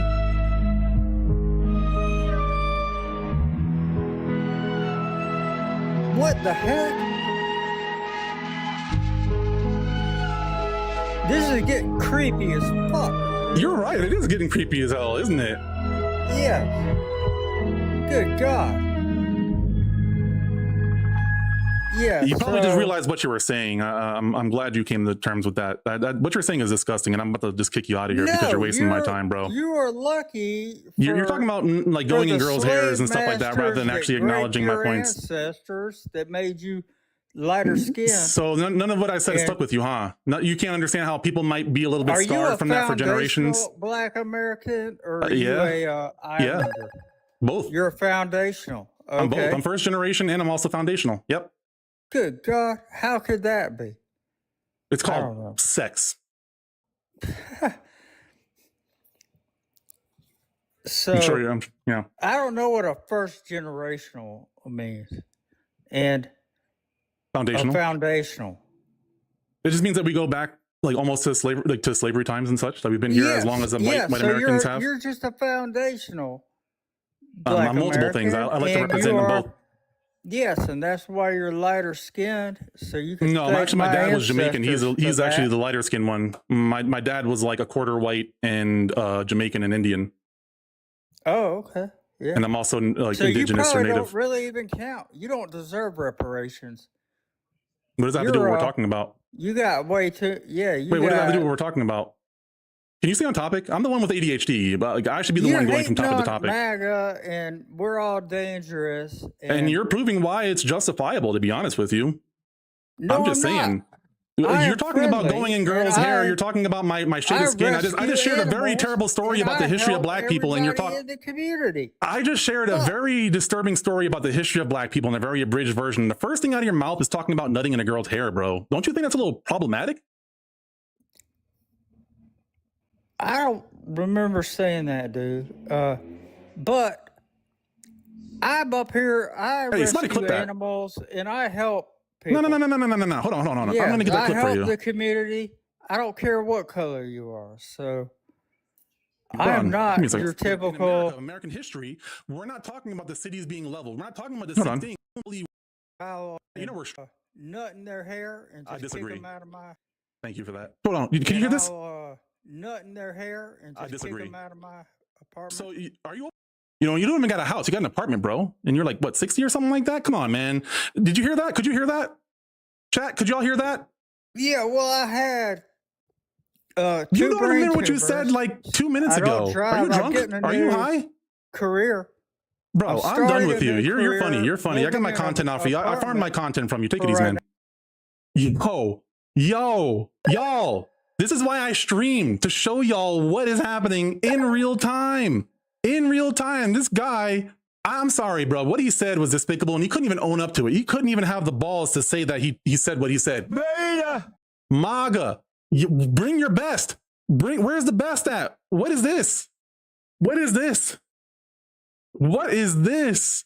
Yo, let me look at the Twitch chat real fast, y'all. I gotta catch a break. I gotta like breathe real fast here. That was crazy to see the gaslighting. That's the gaslighting I'm talking about. I talked about slavery. I talked about Jim Crow. I talked about Black Wall Street, and I could have gone on about the drugs and testing and the syphilis and all that stuff. I could have kept going with Black history. And the first thing out of this dude's hair is talking about nutting in a girl's hair. And he forgot that he said that. Y'all saw that, right? Could y'all hear it? Do you want me to play it again? You want me to play it again real fast? Hold on. And I'll just. I know this sounds irrelevant, but it is I relevant, I don't promise. know. They should just get in the kitchen. They should just get in the As kitchen. far as I'm concerned. Thank you for that. And I'll Thank you for the nut clip. in their hair and I just kick disagree. them out of my apartment. So are you open? Oh my God. Oh my God. What is this? What is this? Every time I get on here and stream and talk to people, you know, I have some pleasant conversations, and I'm glad that I always do. And there's people that see a reason, and it is a great, you know, coming from an atheist, I still think it is a sort of a blessing to see that. And I'm very thankful for those moments. And I'm very thankful for moments like this, when you have a guy like this who I wish that I had, like, I wish he was a paid actor or something, because the comedy makes itself. The comedy makes itself. I talk about Black history. To be fair, I did technically switch the topic and start talking about women's rights and owning things, but he could have stayed on topic and kept me on topic and kept me accountable. And he chose to talk about what he talked about, and then kicking them out of their, apartment. right? You know, oh man. All right. So give me a second to just refresh myself here, and I'm going to bring up Raven as the last guy. It's your boy Raven. I'm going to bring him up in just a second, but let me go ahead and stop this recording real quick because I want to make my life easier for myself and my editor. Let me look at the Twitch chat too. Very surprised Liam hasn't come through. Liam, I thought I saw Liam earlier. Liam number 1, we talked to him earlier. He was on here earlier. I kicked him off, I think, where he left. One of those two. Or no, wait, Liam? Yeah, I think he ended up leaving. Wait, Raven, are you a Trump supporter? I see you in the chat. Are you a Trump supporter? I'm trying to talk to only Trump supporters right now. I don't want to have just like a circle, a hate session on Trump, right? I want to have a conversation with people. Oh, you're not? Well, let me go ahead and, I'll follow you though. Can I follow you from here? Oh man. Oh, you misclicked. I'll decline it. Hopefully it doesn't like ban you or anything like that. Liam was already on here, right? You can LARP as a MAGA? I had to do it earlier because somebody couldn't make a good argument, so I had to make my own argument against myself because he couldn't do it well enough, even though I was using his own stories against him. Soggy Chicken. That's a name. All right. Dylan, I don't think has been up here before. He's got a shirt, a picture of his torso in a muscle shirt. So he's probably like a gym bro or like a red pill guy. He's wearing a red shirt. I'm guessing. I could be totally wrong. Like I hope that I'm totally wrong, but I'm guessing he's like a red pilled MAGA guy named Dylan. So let me start this recording. And then I am going to bring up Dylan. Dylan, how old are you? 26. 26. All right. And then are you a Trump supporter? Hell yeah. Hell yeah. All right. And so what do you disagree with what I'm saying here? I actually agree with you. I like being dangerous. I like being a threat. I can work with this. I like being feared. Cool. Okay. I agree with you. Cool. Do you think Trump is racist? I think he's not racist. I think he's a racist realist. Like he knows who's doing the crime. He knows how to clean up the inner cities. I don't think he's racist himself because what'd he do? He secured the release of LeVar Ball in China. Remember that? I don't follow basketball, but that sounds cool. He freed Kodak Black. He freed NBA YoungBoy, Future Hendrix. Did they do the crimes though? Did they do crimes? Were they guilty? They did. Homicides. They did? Then I think they should be in jail if they did homicides. Personally, I'm not cool with that. I mean, I don't know what they did, but they were accused, and he freed them. Oh, okay. If they were found guilty or something like that and he got pardoned, I'm not cool with that. If it was actually murder or something. Yeah, they wasn't guilty. Okay. Well, I mean, then I'm neutral on that. I guess I don't really care. But so you said that MAGA, or you're dangerous at least. What about you makes you dangerous, or MAGA dangerous? Our masculinity, our dominance to protect and provide. Like I follow a lot of people that we share the same values. And a couple of days before the election, I was actually independent, and they told me to vote for Trump. They told me to vote for Trump, and I was like, hell yeah, man. I feel like it's a band of brothers. Like we all share the same principle. You have any examples? People? Like my boys, like boats, RVs, golf carts in the neighborhood. No, I mean like what like people did you follow? Andrew Tate, Nick Fuentes, Aiden Ross, Jake Paul. I mean, these are all like my childhood heroes, and I didn't really get into politics, and yeah, I'm not reacting to anything you're saying right now. I'm reacting to the fact that I called all of this before you came up, and I saw your profile picture, and I'm mad that unless you're trolling me right now. Are you trolling me right now? No, I go to the gym. I'm full on. No. I mean like the Andrew Tate stuff, because like it wasn't the gym stuff. It was like I figured you were like a red pill guy, like you followed the red pill community. That's what I said before you hopped on. I'm wondering if you're trolling me on that. I mean, no, I am. I do. You are trolling. No, I do. I am red pill. Oh, okay. You are being serious. Okay.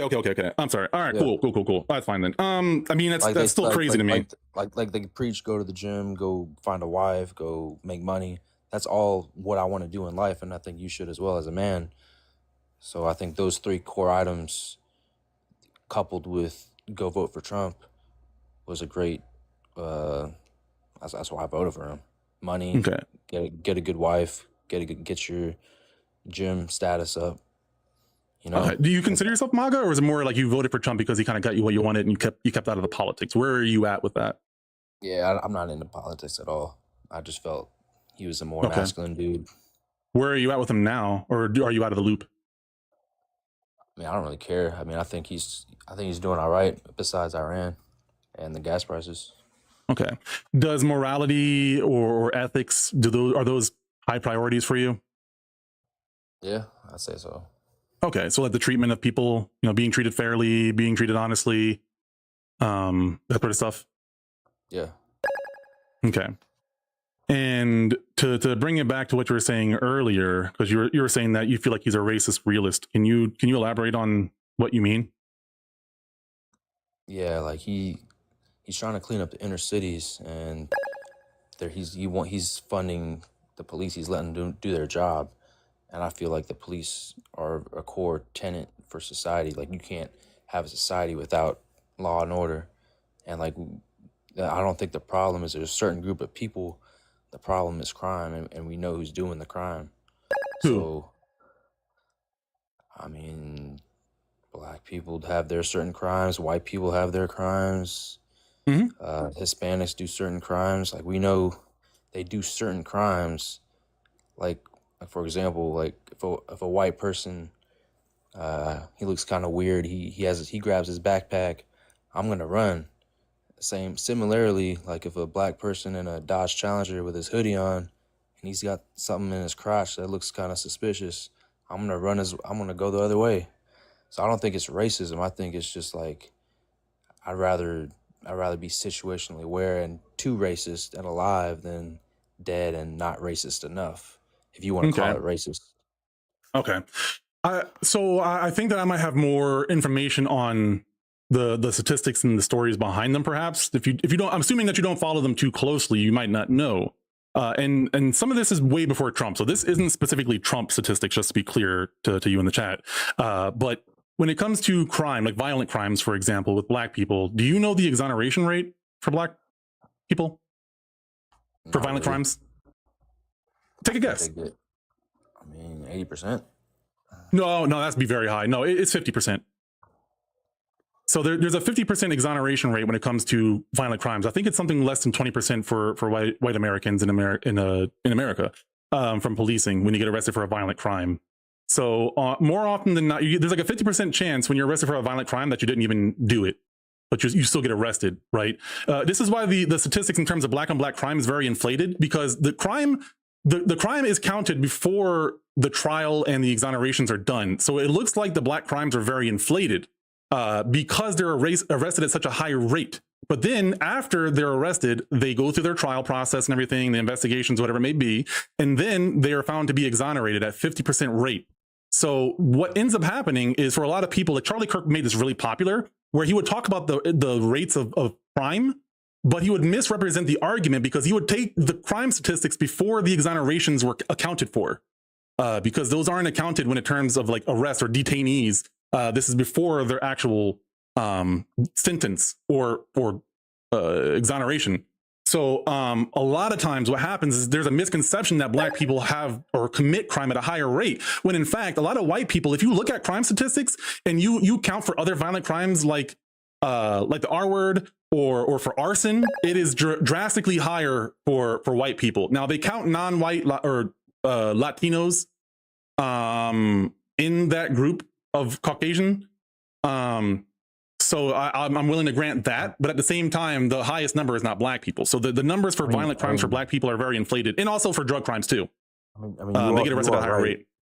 And also for drugs too, white people and Black people, I believe, are arrested at a similar rate.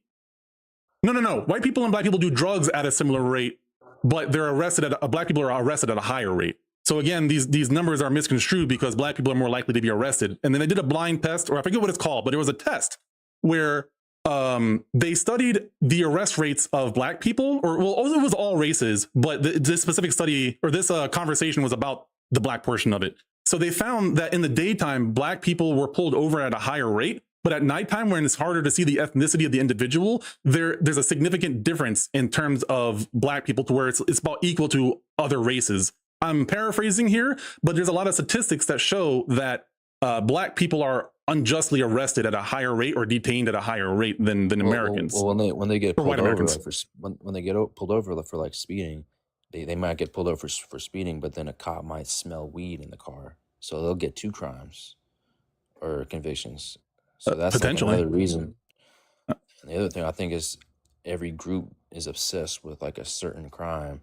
Like white people are obsessed with the R word and schools. Black people, they're more obsessed with gangs and who's the alpha in the hood, you know? So there's certain types of crimes that can get different groups in trouble.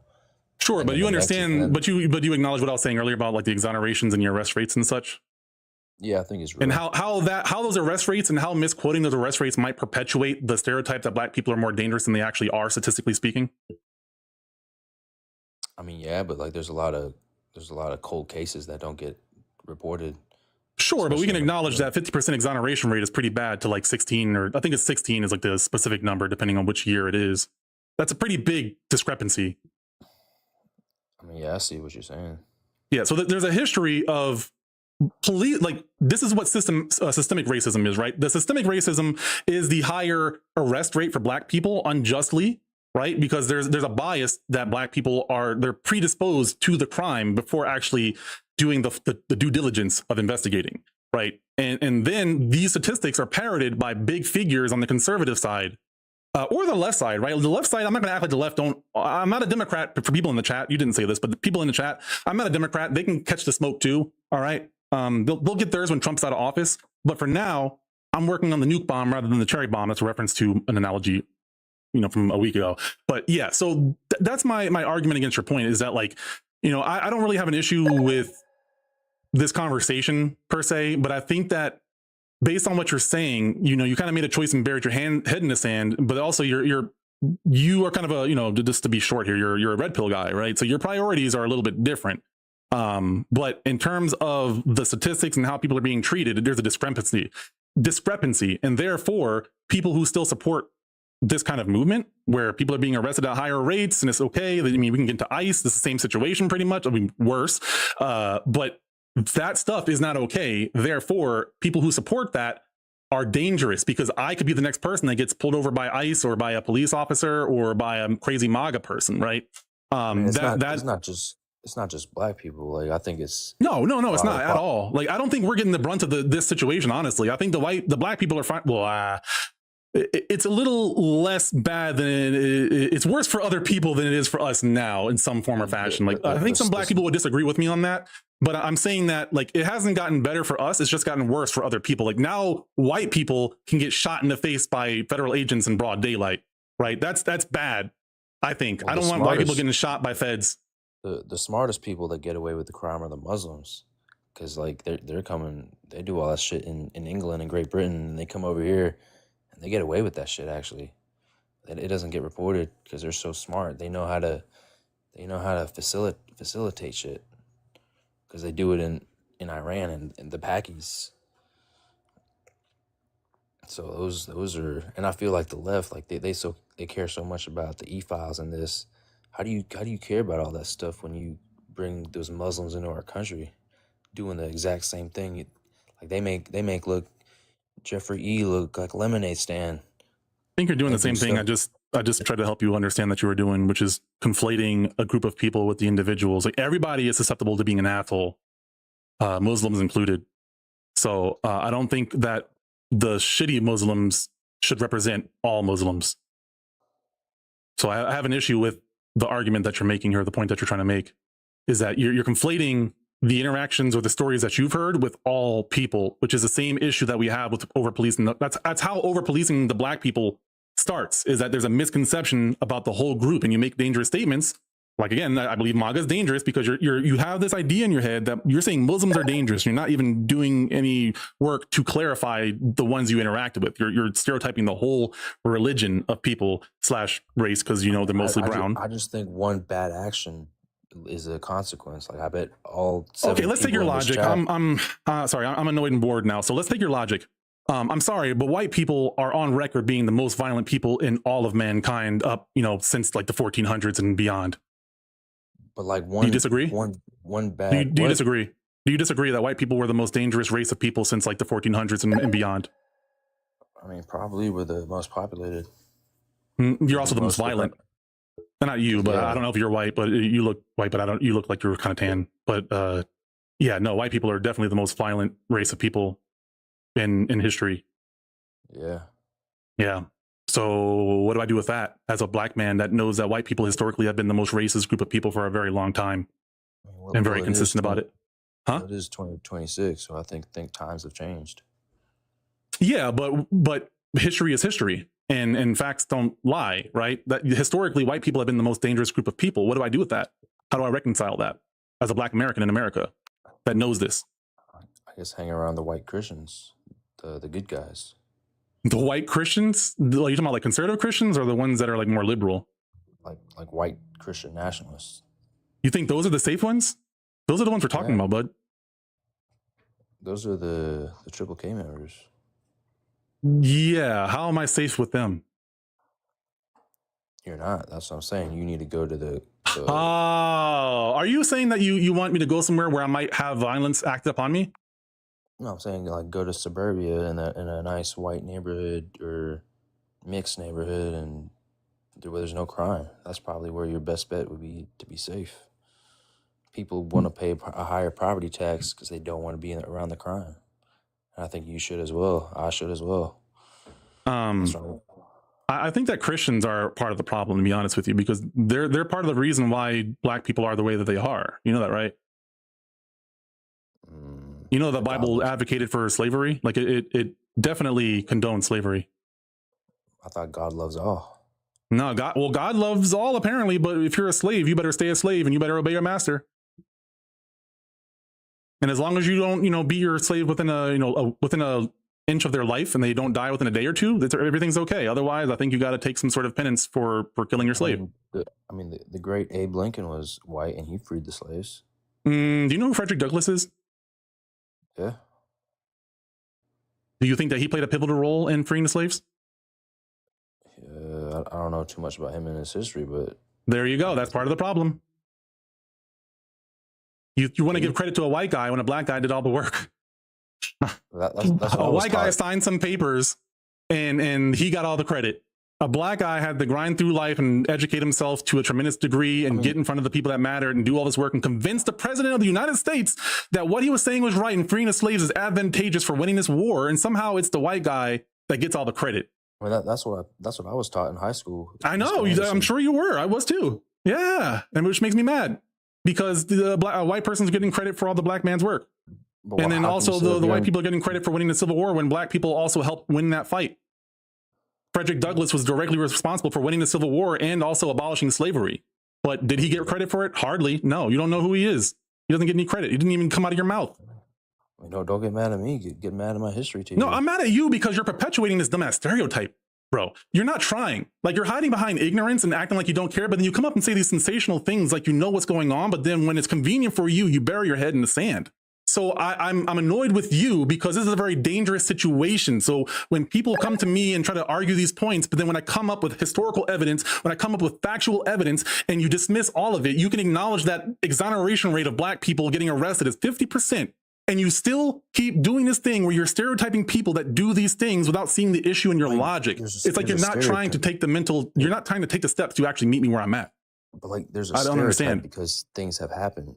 Like if you're yes, I understand there's a stereotype for things, black people and chicken and yada yada. I get that, but you are also perpetuating a stereotype that Muslims are dangerous and they're screwing people over. Black people, go to a white neighborhood, the white Christians, and you're wrong about that because they're the ones that perpetuated slavery. Yes, there were people who happen to be Christians that freed the slaves, but the Bible argues for slavery, not against slavery. So I'm refuting all of the points that you've made up until this point, and you have not pushed back on the points that I've made.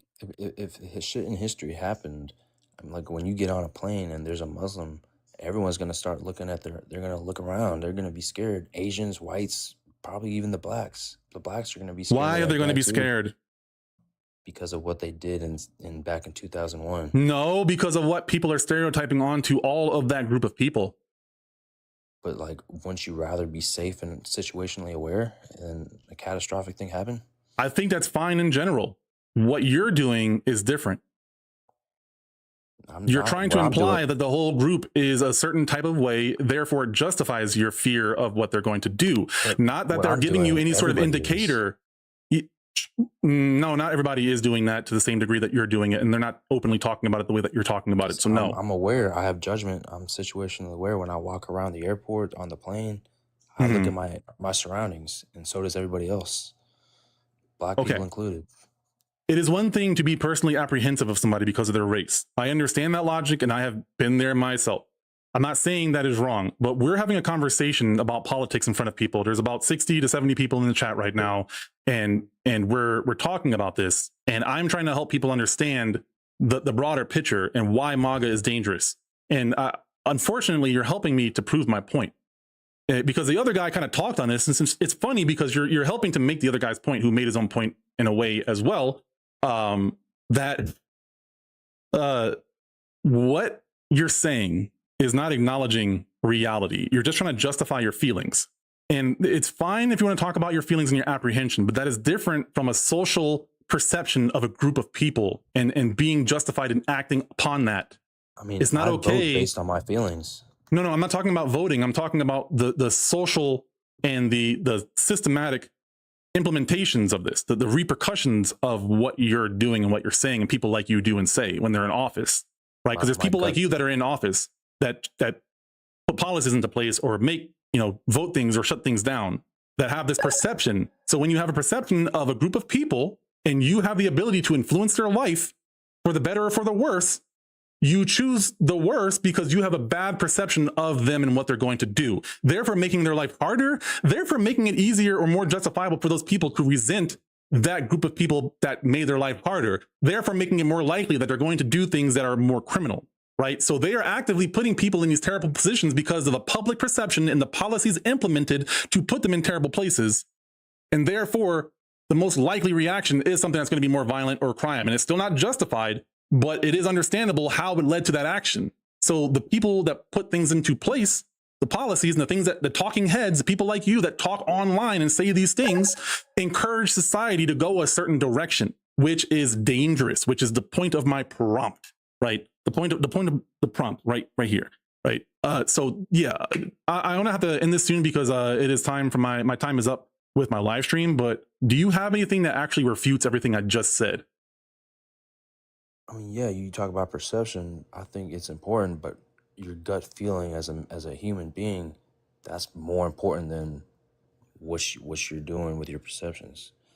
My gut feeling is usually right 90% of the time, and I trust that more than somebody else's feelings about how I word things. And what if that's influenced by misinformation? Then it's misinformation. Then I'll correct myself. How do you do that? How do you find the correct information? When people refute my arguments, but I'm usually right 90% of the time. I refuted your arguments with actual statistics and anecdotes and stories. What if evidence. I don't believe you? What if I'm skeptical? What if you're biased? Oh, I'm not biased. I'm independent. But I'm independent too, but you sound very biased because I'm giving you statistics and facts about reality, and you're choosing to not acknowledge them when there's a lot of evidence that you can just find like very easily from the president or from the government source that actually out them. I don't believe in statistics. I believe in the philosophy of Earth conducted with my two own eyes. Oh my God, bro. Statistics, they can be wrong and they change every day. What about the arrest rates though? Those are wrong. They as we speak now, there's arrests being made. They change daily. Okay, but like the 2014, the 2024, 2020, those arrest rates aren't going to change anytime soon, right? Those are solidified, right? Well, when Biden got out of office, those numbers changed 2025 to now. Right. Right. But those numbers from the years past don't change, right? That's history. I mean, that's in the past. We're talking about in the future. That's why Where do you think statistics come from? They come from the past. They don't come from the future.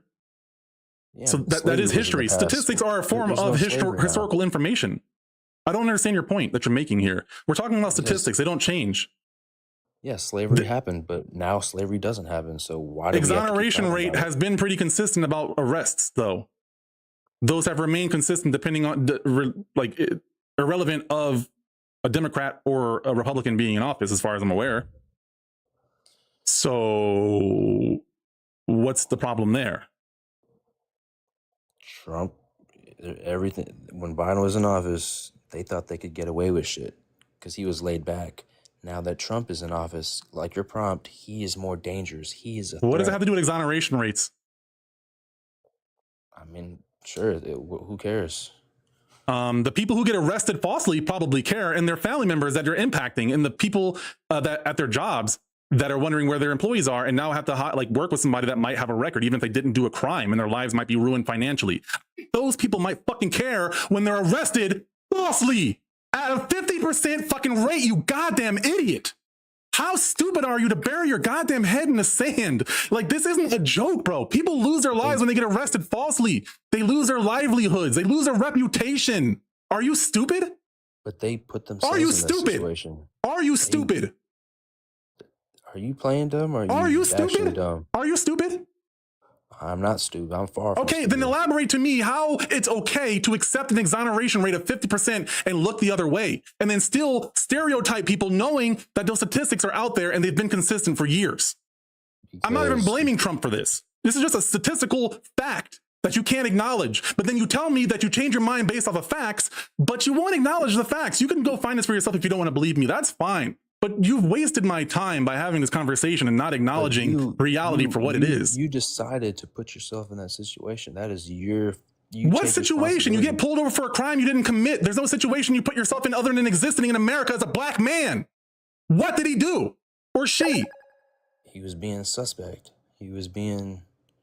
Get the fuck out of my face, bro. Get the fuck out of here. I'm done with you. I'm done with you. Like, god damn, bro. Y'all see this?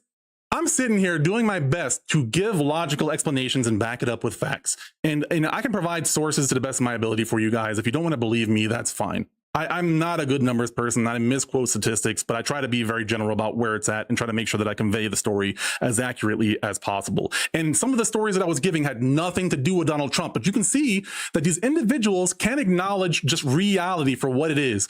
I gave the guy before him a full-on explanation of Black history and why they might be like generational trauma, or there might be some reason why there's systemic racism and its perception and its stereotypes of Black people. The first thing out of that guy's hair was talking about going in a girl's hair, right, and kicking her out of his apartment.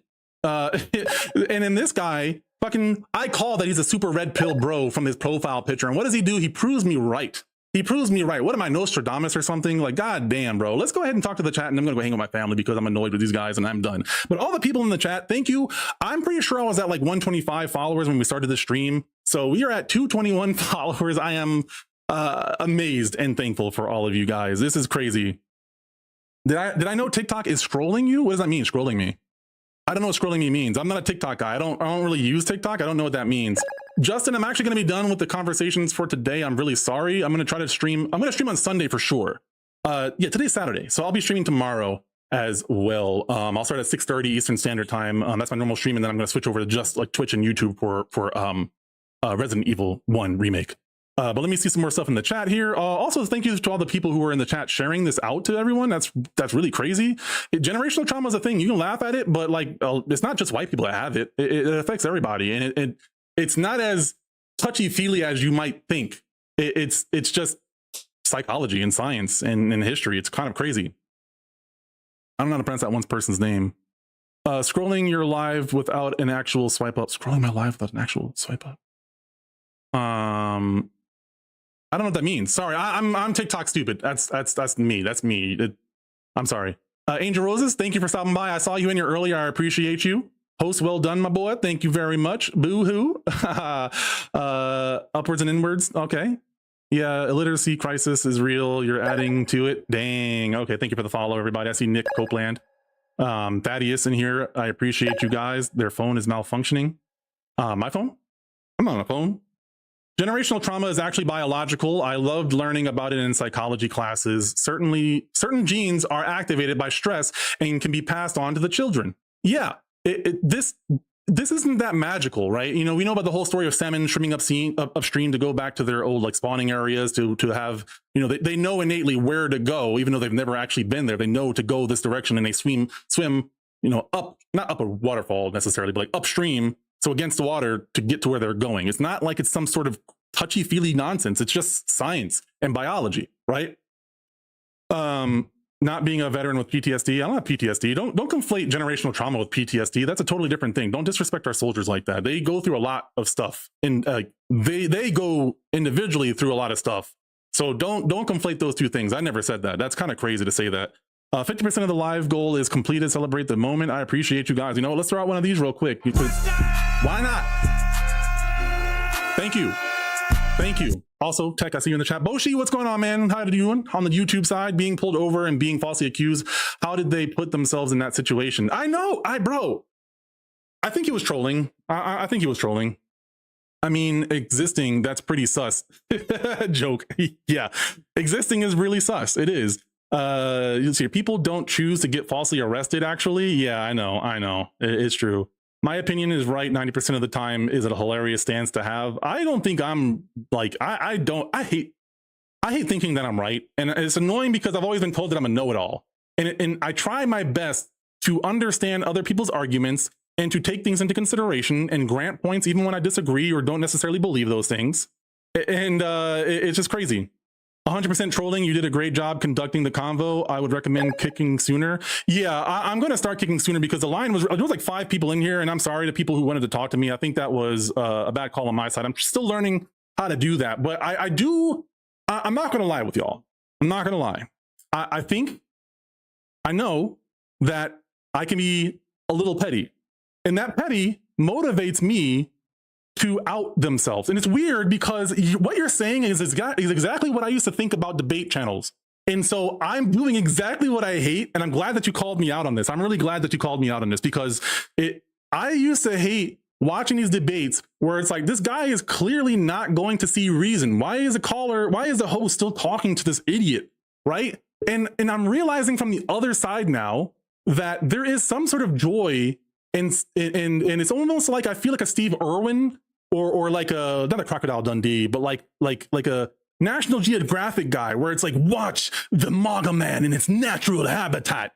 The crazy MAGA man does not see reason. He only sees what he wants. He makes it up on command. I can't do an accent. I sound like Scottish or something. I don't know what the hell that is. But I appreciate you calling me out on that shit, Thaddeus. You are right. And I think that, I remember what it was. I actually wanted to do a poll or a vote. I got to figure this out. There's a way to do a poll in this, and I think I can't do it until I'm live. So I've never been able to test it, but I need to do a live to kick people so that the audience can kick people. You know, I don't like Jubilee, but I do like the idea of being able to kick people because the audience is tired of their crap. Because if I can make the audience be involved in this and get them out of here, then great. And then if there's people who are like, I'm getting tired of it, but the audience wants to see me interact with them, I'm willing to a degree, as long as I'm not enjoying it, to do that. So Thaddeus, thank you for calling me out on my bullshit. Well, I wouldn't call it bullshit, but thank you for calling me out, period. I appreciate that. It's an art. You'll get the feel. Thank you. Pettiness is required, part of it, but once it's clear, move on. I agree with you. Thaddeus. I want to also get a little faster at exposing them, like letting them expose themselves. You know, it's like giving them enough rope to hang themselves, and then they keep on doing it. It's like, okay, I'll take another loop, please. I don't get it. He's just wanting people to leave the country. I believe this. I mean, he basically was saying that. He wasn't trying at all. He wasn't doing any effort to actually understand the argument to any degree at all. Now, this really wanted you guys to see that. But I still agree with Thaddeus that you need to kick these people and get more people going faster. I got to do better at getting them to the point. And then once I realize it, because I recognize these things very quickly, I just choose to like go through it. So again, thank you. So let me go ahead and say this too, because Thaddeus, it's a good point that I want to keep re-emphasizing, and people who follow me, you're probably gonna get tired of this, but I don't care, because integrity is one of the most important things to me, is that I need y'all to not agree with me because it's in your benefit. I need y'all to call me out when you disagree. It doesn't matter how small it is. I just ask that you do it in a productive way, right? I want y'all to call me out and correct me, or, you know, if it's not necessarily like a statistic correction, if it's something more like you disagree or it's an opinion, I want to have those conversations, and maybe we'll make a space to have verbal conversations as well. But even in the chat, you know, I'm trying to get more moderators too. Bloodsmith, we already talked about this. I'm not a victim. That was acknowledged by one of my hosts that accused me of, not host, but one of my guests that accused me of being a victim. He acknowledged that I wasn't a victim. You're just assuming because you're not doing your effort to actually understanding me. You're trying to be Tom Cruise and just superimposing your own opinion on me and trying to be like the Minority Report, right? So you're stupid is what I'm saying there. You don't actually want to be good faith. You want to just throw a label on me, call me a liberal, even though I'm not a liberal, and then throw my opinion away. So whatever. But anyways, back to my point, to the people that are cool. Y'all, I hate people agreeing with me just to agree with me. If you ain't got nothing to say, that's fine. If you agree and it's like all good, that's fine. But if you're like, I need to call them out on this, or I disagree, right? It doesn't have to be controversial. It doesn't have to be anything like dangerous. It doesn't matter. I'm still willing to engage with it because I don't want to build an echo chamber. I want to build a community of people who want to talk about things and feel different things and have different experiences, and we can discuss solutions for those things. Because I think that the Democratic Party and the Republican Party have done a disservice to our country in turning this into a wrestling match where we're picking sides. I don't blame a lot of people who vote Democrat and who are clinging on to the Democrats because of the only hope for humanity right now. I don't blame those people. I refuse to do that personally, but I will vote for a Democrat if there is a crazy Republican that's going to destroy democracy, right? I'm not being hyperbolic, but I kind of am being hyperbolic to some degree. I'm stereotyping all Republicans a little bit. You know what I mean? Again, integrity is important. But anyway, I understand that logic. It's prioritization. It's the whole cherry bomb versus the nuke bomb. If there's a cherry bomb going to blow up in a toilet and there's a nuke bomb going to go off and you can't get to both of them, which one are you diffusing?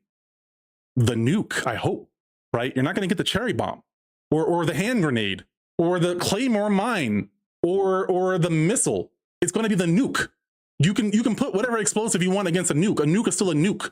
You can mitigate some of the damage from a frag grenade or a landmine or a cherry bomb or even a missile to some degree, but you can't mitigate the damage of a nuke. That's just not happening. And I'm sorry, but MAGA are the nuke, not Republicans specifically. I think that they are nuke adjacent if they're not trying to pull the guy's hand off the damn launch codes and stuff. But yeah, I guess back to my point is that I don't want anybody to think that I'm a liberal. I don't have any issue with liberals. I have an issue with how people communicate their solutions and their problems and their feelings and their stats and things of that nature, and whether or not they acknowledge a reality for what it is. But I don't want anybody for a second to think that I'm just going to be, against MAGA and that's just it. I think, I have Trump derangement syndrome or some nonsense that people use. Anybody in the chat that unironically uses Trump derangement syndrome or any kind of derangement syndrome, that's cope, my guy. You don't want to think about a rational reason to dislike your hero, and instead you think that there's something wrong with other people. You self-diagnose other people with a syndrome that doesn't exist, created by the guy that is being implied on, right? So Trump is a person that kind of made that term up, and you're using that term as if it's something legitimate. It's really weird behavior. I agree, B, but there is an extremist in plenty of religions. Yeah. And vast majority of practicing religious folk are way more chill. Yeah. So and it isn't just Christianity. Like I might roast Christianity because I think it's the most urgent religion to be aware of because of how they're trying to move in the government and how they're adding these memorandums and how Project 2025 talks about anti-Christianity and things of that nature and being able to be labeled a terrorist, things of that nature. So yeah. This isn't really a red and blue fight at all. It's logic, reason, humanity versus none of those things. Thaddeus. Yes, Thaddeus. I don't know who you are, man, but I'm going to have to follow you. Angel Roses. I see you in the chat. I'm just an American trying to live my life. Exactly. And Angel Roses was there when this has been my prompt every time I streamed. Again, sorry, Twitch, you can't see this, but my prompt has always been the same. And one day, three white guys like in their 20s wanted to debate me on abortion. And this is my prompt. MAGA is dangerous and Trump is racist. Changed my mind. That's been my prompt every single time. And back to back, people wanted to debate me on abortion. I don't know why. I can't make babies and they wanted to debate me. I'm a black guy that's straight. I can't have a baby. I can't bear a child. I mean, I have one. And it's funny because I got to post the rest of this clip. But anyways, Angel Roses actually came onto the chat, and I thought she was a Trump supporter, but she ended up being like the hero. The people in my Twitch know who Angel Roses is, but she just came in and like, you know, saved my peace of mind. So shout out to Angel Roses. Shoot her a follow if you know, you guys are active on Twitch. Never understood the Trump derangement. Never understood Trump derangement syndrome sticking as much as it has. Trump mentions Biden, Obama daily, not deranged. I know, bro. The double standards are crazy. One of my sayings is that the like MAGA projects so hard that you can see them from the moon. Like you can see them from outer space because of how hard they project everything that they do and say and believe. It's insane how much they do exactly what they accuse other people of doing. DEI, hiring people who don't deserve the job. I wonder who Kash Patel is. I wonder who Lindsey McMahon is. I wonder who, that's RFK already. RFK, I already said Kash Patel. Pete Hegseth, right? These people aren't eligible for the job. Their work experience does not show that they are actually eligible for these jobs that they're actually in. Like one of them's an Indian guy and a few of them are women, but like they weren't eligible for those jobs. When it comes to like pretty much any other topic you can think of, they are the ones that are doing that thing and then projecting that other people do it. Black people are racist? Nah, I mean, black people can be bigoted and prejudiced and all that kind of stuff. I'm not going to sit here and say that black people can't be racist. That whole argument to me is kind of boring. I won't use the word racist, but they can be bigoted, right? But either way, what's happening in reality, black people historically have not been the one lynching white people. Black people have not been the one denying them jobs or housing. Black people have not been the one denying white people of all these opportunities or arresting white people at a higher rate, right? That's not what history says. So they project really, really hard, and it's visible to anybody that's willing to pull their ass out of their head. And to go back to your point, Thaddeus, my personal belief is that a lot of people in MAGA, like I hate stereotyping. So this is going to be sound hypocritical. I understand that. But I think that MAGA is a specific group that this applies to, where I think in order to be MAGA, again, do not conflate voting for Trump with MAGA, right? I'm talking about how I use it. There's not an official definition in the dictionary of MAGA, but how I use it is if you actively support Trump or don't see an issue with what he is doing, you are MAGA, right? And these people, oh, boy, I don't remember where I was going to go with that. I'm going to be honest with you all. I forgot where I was going. Thaddeus, you had a point that I wanted to touch on, but I'm just like, I'm tired. I don't want to rant too much. But yeah, it's just insane how these people continue to prove that they are the bad guy. Oh, last point. Yeah. If you're religious, right? I'm an atheist. I used to be Christian. I was raised Christian. I still look at the Bible. I still read the Bible. Some of the people in my Twitch chat know that I'm doing that. Do I separate MAGA from QAnon? Yeah. I feel like QAnon is just flat earthers. Flat earthers can be anybody. They can be conservative. I know like new age type people with crystals and shit that are flat earthers. And I know like super conservative Christians that are flat earthers. But flat earthers are just like a conspiracy theory. Whereas QAnon, it kind of toes that line. I think that most people who are QAnon tend to be MAGA, but I don't think it's I don't think being MAGA is a prerequisite for QAnon. And I don't know how relevant they even are. I haven't heard QAnon in the news cycle in a long time. So if they still exist, I don't know about it, honestly.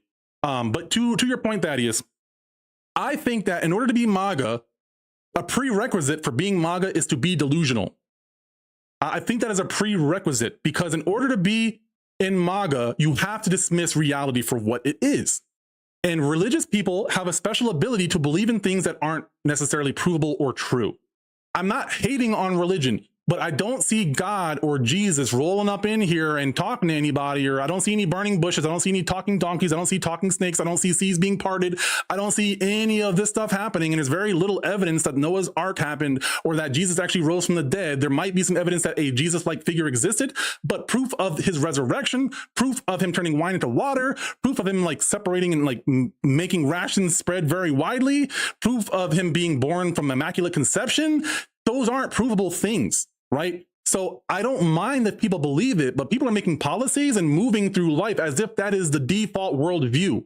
And when you have that as a capability, you can literally believe whatever you want to believe. And while I think that is okay individually, when people start doing that in mass, it becomes a problem because religious people, specifically Christians in America, have a sense of entitlement that is also very crucial to why MAGA is so successful. I think that's why Christianity is a linchpin of MAGA. I don't think it's a prerequisite. I don't think that all MAGA people are Christian, but it gives MAGA and Trump and the Republican Party politicians the opportunity to use that as one of their many smokescreens and to moralize and to victimize, or not victimize, but to villainize the radical left, right? I'm a radical leftist because I'm criticizing Trump.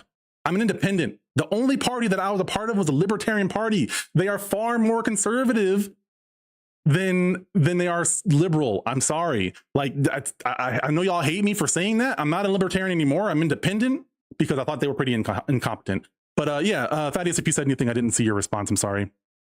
But yeah, it's called faith. Yeah. So upwards and onwards, I'm pretty sure you're a MAGA guy, but faith. Yeah, the thing called faith is believing something without evidence.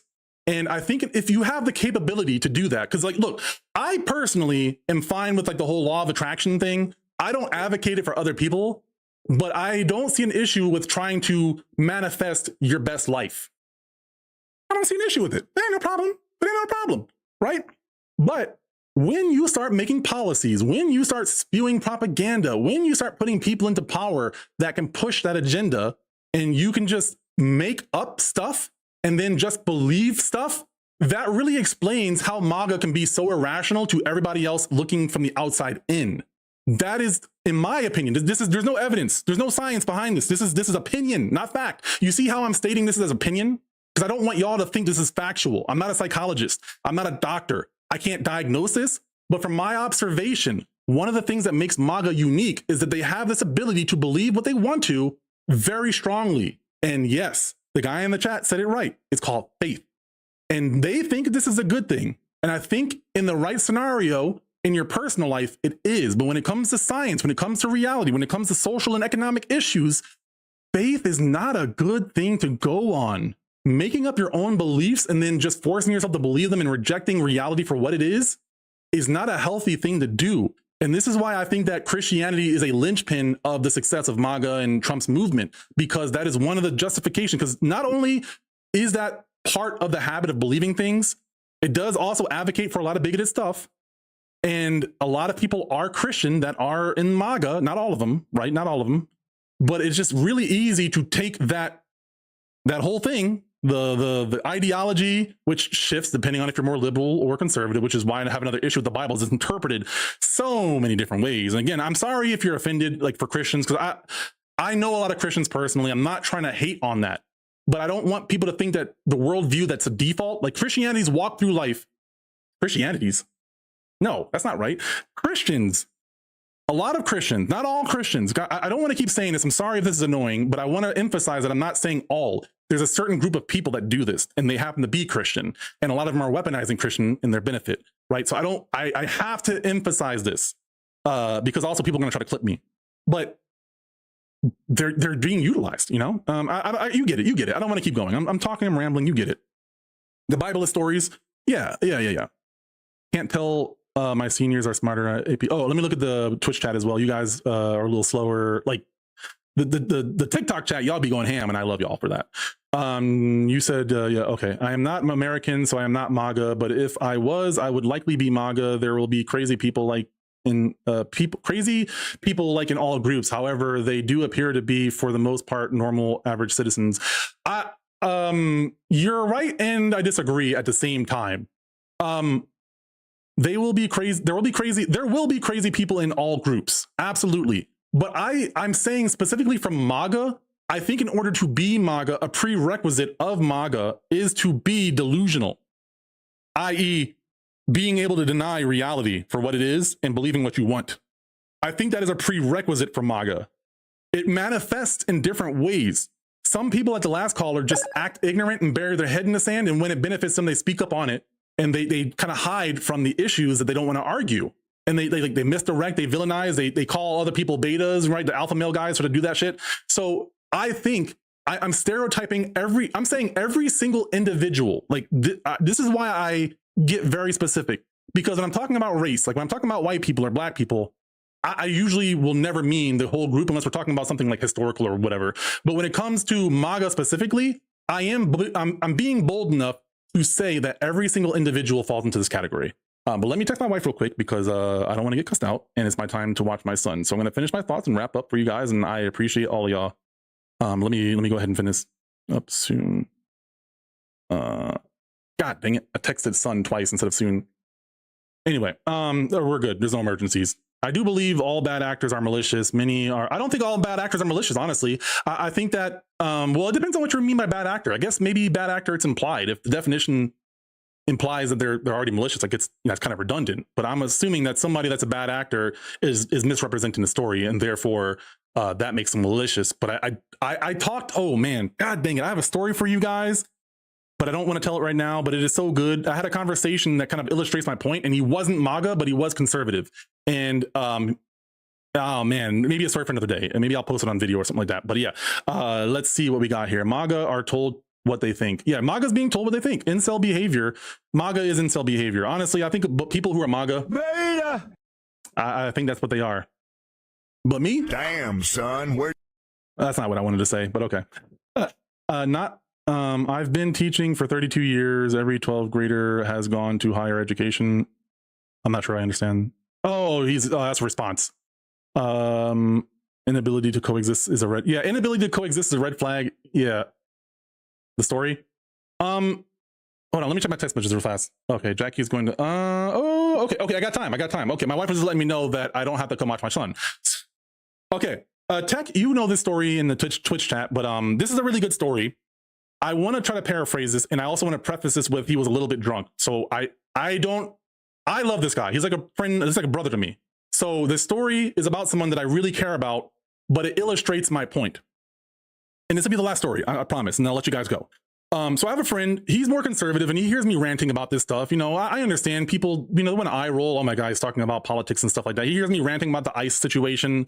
And we get into our Discord like we do, and we were chatting. He's like, I want to spar with you. I want to have an intellectual spar with you. And, you know, basically a debate, inviting me to a debate. And it was supposed to be about debate or about AI. It ended up being more about values. And all I did, it started from one thing that he said. And I don't want to get too lost in the weeds of the story itself and the details and the arguments, but it started with a statement that he made, and he said it applied to all people. And I asked multiple times, not to trap him or anything like that. I just was like, you're making a statement about all people, and I feel like you don't mean all people. So I'm just trying to make sure I do my due diligence to understand. Do you mean like literally all people, or do you just mean like in general, like you're just saying that? He's like, no, I mean all people should do this thing. And I'm like, are you sure? Like almost to the point of being annoying, because I'm like, I feel like he doesn't mean that. And I want to make sure he's not being hyperbolic. So and from my mind, I'm trying to be thorough to make sure before I just like refute his argument. Because I'm like, I think I would have to disagree that that's the case. And here's my argument for that. And so we go back and forth, but all I did was ask clarifying questions. This was not about politics. It was about something incredibly benign. But look, I ended up making my friend cry because of how annoyed he got me that I had to call him out for his behavior. Because what ended up happening is I started noticing I would say something, and then I would ask him what he heard, because the way that he responded made it seem like he didn't understand what I said. When y'all say something to somebody and they respond back to you, I think it's easy to tell that someone might have misunderstood something, right? The math wasn't done properly in the head. So you want to try to reiterate that. And so after a while, I'm like, okay, what are you hearing?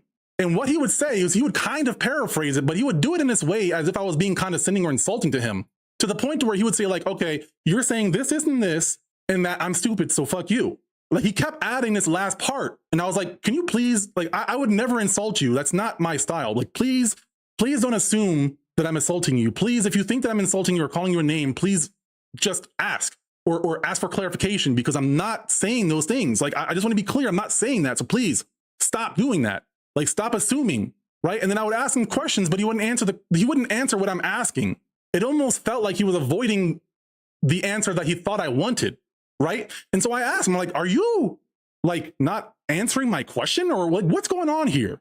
And he said that I don't want to give you what you want. And he was telling me that he's actively trying to avoid answering my questions in a way that gives me what he thinks that I want. So not only was he admitting that he was avoiding what he thought I wanted, he was avoiding actually acknowledging what I'm saying and avoiding being honest, right? So avoiding the actual point. Oh, he's also assuming what I'm thinking. So he was wrong on the assumption of what I wanted, and he was also trying to avoid giving me what I wanted. So he was doing two things that I consider bad faith. Now, after he acknowledged this, he also acknowledged that there are times where I have things memorized because I'm passionate about it. And so you see how bad my memory is. I don't have everything memorized, but when it comes to someone who's ignorant, I sound probably smarter than I actually am because I care about stuff. And so what ended up happening is that there were times where he didn't know something. And instead of saying, I don't know, he would say something else to like avoid me getting the upper hand. And so I asked him, I'm like, yo, what is your experience with debating? Like, what's your origin? Like with your family? Like what do you consider like debating? And he told me that he started with his mom and he would win all of his debates because he would exhaust his mom to the point to where she would quit, i.e. he won his debates. So in his head, he associated winning the debate or winning the argument with making the other person quit, and nothing else mattered. Now, mind you, this person was also accusing me of being bad faith and misrepresenting his argument while I'm trying my best to ask clarifying questions and fully articulate what I mean or what I think he means, and then asking clarifying questions on what he thinks I'm saying. So this guy admitted that he was lying, admitted that he was assuming what I wanted, admitting that he was assuming that I was insulting him, admitted that he was assuming or trying to deny what I wanted. He was admitting that he didn't know things when but he didn't say that he didn't know when he didn't know. He admitted all of these things and thought that he was good faith and thought that I was bad faith. Why? So I got pissed off. And I said, I got mad. So I hate when people put words in my mouth. I hate when people blame me for things I didn't do. I hate taking credit for things I didn't do, whether it's good or bad. So I'm like, you need to stop doing that shit. If you want to have a conversation with me, please stop misrepresenting me. And how the hell are you going to call me bad faith when you're actively admitting to me you're lying and assuming what the fuck I want, bro? And he got mad because he felt so bad that he had never seen me mad before. Because despite how I come off online, I don't get mad with people generally. I just care about human rights. So yeah, I feel justified in getting mad about things. But this was just me legitimately being annoyed by something very small because he was misrepresenting my argument and accusing me of being bad faith, while he was admitting that he was lying and assuming what I wanted and denying what he thought I wanted, bro. Like, he's not MAGA. He's not MAGA. Right? He's not. And like, I apologized and everything. And we talked till like 5 a.m. Like we were talking from like 12 to 5 a.m. because we were friends. And, you know, granted, he was a little drunk. I might've been having some edibles or something like that, which kind of emphasizes the severity of me getting that mad while also having some of them treats. And so it's like, yo, you don't have to be MAGA to be delusional. I don't think that's the case. But you see that story, like that had nothing to do with politics. He was conservative. He was Christian. So I think he met the prerequisites to meet that condition that I mentioned earlier. But it had nothing to do with politics at all. Like literally his point was not conservative at the least. He was talking about luck. The conversation was about luck and being grateful for luck, and that you should be everyone should be thankful for luck in their jobs and their position. It was specifically about getting a job and being lucky about it and being grateful for being lucky. And that is the most important thing for him. And that's what I disagreed with. And like, I wasn't even dismissing or disagreeing with his argument. I was just introducing what I thought was the most important thing while also acknowledging what he thought was important without dismissing or saying that he's wrong. I didn't say that he was wrong. I just said that I have a different opinion. And it ended up with him crying and me getting mad. So yeah, that's the story that I shared. And I share that because it's not about being MAGA. I just think that those conditions need to be met in order to be MAGA. Because in order to still support Donald Trump, you have to be ignoring reality for what it is. And you don't got to be some like snowflake liberal to be that. I'm not a liberal. I believe in the First Amendment. I believe in the Second Amendment. I believe in saying what I want to say when I want to say it. I believe I have the right to defend myself against people and own my own weapon. I believe that I have the right to vote and have an opinion on how the world is without saying that I need to leave the country because I don't like how our country is, which is what the whole political process is of voting for our leaders and running for office and all that shit. I'm entitled to have an opinion on how this country works because it's my goddamn home and I was born here. So I am no different from any white person, and I'm as entitled to have an opinion, but it does not mean that people just get to make up shit and then move through life like that and then make policies because of that sort of shit. Y'all need to live in reality, MAGA. that's where I will leave this because I'm tired of y'all for today. We'll be back tomorrow at 6:30. So look, thank y'all. We hit we've been hitting our goals. I set an impossible goal. I set a goal of 500 followers because I was like, I want to hit an impossible goal because like I hit all of my goals every single stream. And I love hitting my goals, but after a while, it doesn't mean anything if you keep like setting the bar too low. So I'm just grateful that I even have over 100, over 200 follows already. I thank you guys for sitting here and sharing your time with me. I hope that there are more people that still disagree, but want to have a conversation with me in good faith, whether you be on the liberal side or the right side. I hope that once we move past this whole MAGA thing, we can start debating more liberals. Maybe I can debate someone who's like a conservative or a communist or something and like learn more about communists, right? I don't know if I agree with communism at all. I'm willing to try things. I wouldn't consider myself any of those groups of people. I say I'm a capitalist because we live in a capitalist world, whether I like it or not. That's the world that we live in. So thank you guys so much for hanging out with me. Y'all have been great, but I gotta go. I wanna go hang out with my son, play some Power World, y'all. That game is fun. So y'all do the same thing. I'm just thankful. TikTok, y'all have a great night. Take it easy. YouTube and Twitch, thank y'all too. Boshi, I need to read all your chat. Are you still here, Boshi? I want to read a little bit more of what you're saying before I end, but at TikTok, I needed to end that one because I just felt like it was time to close that one out. Let me see here. I'm looking at the stats. I need to not get distracted by the stats right now. Let's go ahead and engage in the conversation. Hold on. Let's look at what you said. Again, you are right. There are still potential danger there with MAGA. I cannot deny that potential. I do believe all bad actors. Oh, you said that already. Are malicious. Oh, no. You do not believe all bad actors. Oh, you do not believe all bad actors are malicious. I'm sorry, I misquoted you earlier. Many are just ill-informed. They believe they are right and true and virtue is righteous. That is danger. Yes. Yes. I was going to say the same thing. I was thinking the same thing. Yes, that is the thing. I mentioned this before because sometimes intentions don't matter more than the actions. Good intentions. What's the old saying? Like good intentions can sometimes like lead to like paves the road to bad stuff or something like that. Yeah.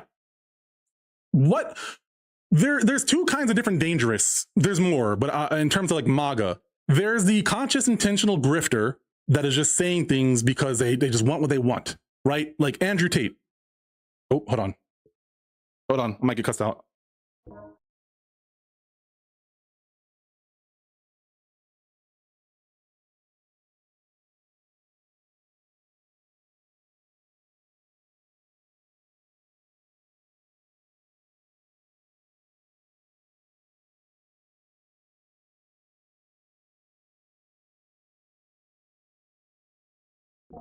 Sorry, I thought she already left. Okay.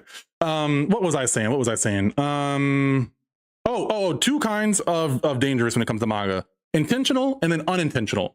And this is why I say that MAGA is the reason why the Nazis got as far as they did. Because I think that there are a lot of people who think they're on the right side of history and they're just ignoring and dismissing everything else that does not confirm their worldview. And so they are not intentionally screwing people over. They're not intentionally making ICE shoot people in broad daylight, but they're looking the other way. And that is very dangerous. Even if the intentions are good, the outcome is still bad. So in my opinion, that's almost more dangerous because they think in their head they're the good people. And if they don't ever get introduced with information that says otherwise, that says to the contrary, they continue to believe that and continue to act accordingly. And then they keep dismissing anything that goes against their worldview. It's a very dangerous cycle. That's why the Templars and the Conquistadors and all those other religious crusades in the past were so dangerous, because the individual soldiers were not educated. They didn't know that they were going to like slaughter people and tear up their lives. They thought they were doing the right thing. He says, we need more healthy conversation in society. Do not stop speaking to those you disagree with. Otherwise, you will stop seeing them as human. Charlie Kirk. Yeah, I mean, I agree with the saying, but I disagree with Charlie Kirk. You know, I feel like that's a good intentioned quote, but he was a bad intentioned person. I think Charlie was a bad faith person, like intentionally. I don't think he was a good faith person. I think that he did think that he was doing good, but I also think that he knew that he was willing to lie about things in order to make his point. Because he had been introduced several times to points and he chose to ignore those things. So at a certain point, it stops being like negligence or just like blissful ignorance, and it starts being intentional ignorance. And once you get into intentional ignorance, when you've been exposed to the information, that's like a new level of whatever you want to call that. The road to hell is paved with good intentions. Thank you. Is that cognitive dissonance? People do it naturally for mental health and survival reasons. Yeah, I think it is partly instinctual to some degree, but I think it's also conditioned socially because of religion and other things. Like gender stereotypes, right? Men are only men. The traits of a man are only the traits of a man because society has deemed that so in most societies that are very prominent in the world, right? There are enough societies worldwide to create that perception that men need to act like this and women need to act like that. But in reality, there is no actual tether to make people act like that. And it is very possible for men and women to have a very different perception of what gender type stereotypes could be or gender roles could be. It's conditioned. It could be conditioned. I doubt we could prove it either way. I think it's provable. I do think it's provable. I absolutely think it's provable. Oh, I was going to react to this TikTok because I wanted to see this. Where did I put that video? I forgot to save it. Oh, whatever. I gotta go. All right, y'all. YouTube, TikTok. Is the YouTube chat? Oh, the YouTube chat is clearly working because Boshi's in here. All right. So I will actually close it out now for y'all. This has been a great stream. Super. I got 77 new follows on TikTok. TikTok is treating me very well for whatever reason. I don't know what it is about these debates, but it's also way more convenient because I can just call people can just request up, and y'all can see I have no shortage of people wanting to debate me. So I'm gonna keep doing it and keep trying to fight the good fight, and not doing it for any political party, just for myself. But safety and survival, some boundaries need to be held. Yeah, Boshi, remember this topic if you don't mind. I think this is a good one to bring up again. I enjoy your comments. I enjoy what you say, and hopefully I do see you tomorrow when you get the notification. I appreciate you hopping in here, man. Very thankful. All right, chat. Thank y'all so much. It's time to go. Y'all have a good night, and I'll see y'all tomorrow at 6:30. And if you want to see the gaming side, I'll be here at 8 Eastern Standard Time. Y'all have a great night. Bye-bye.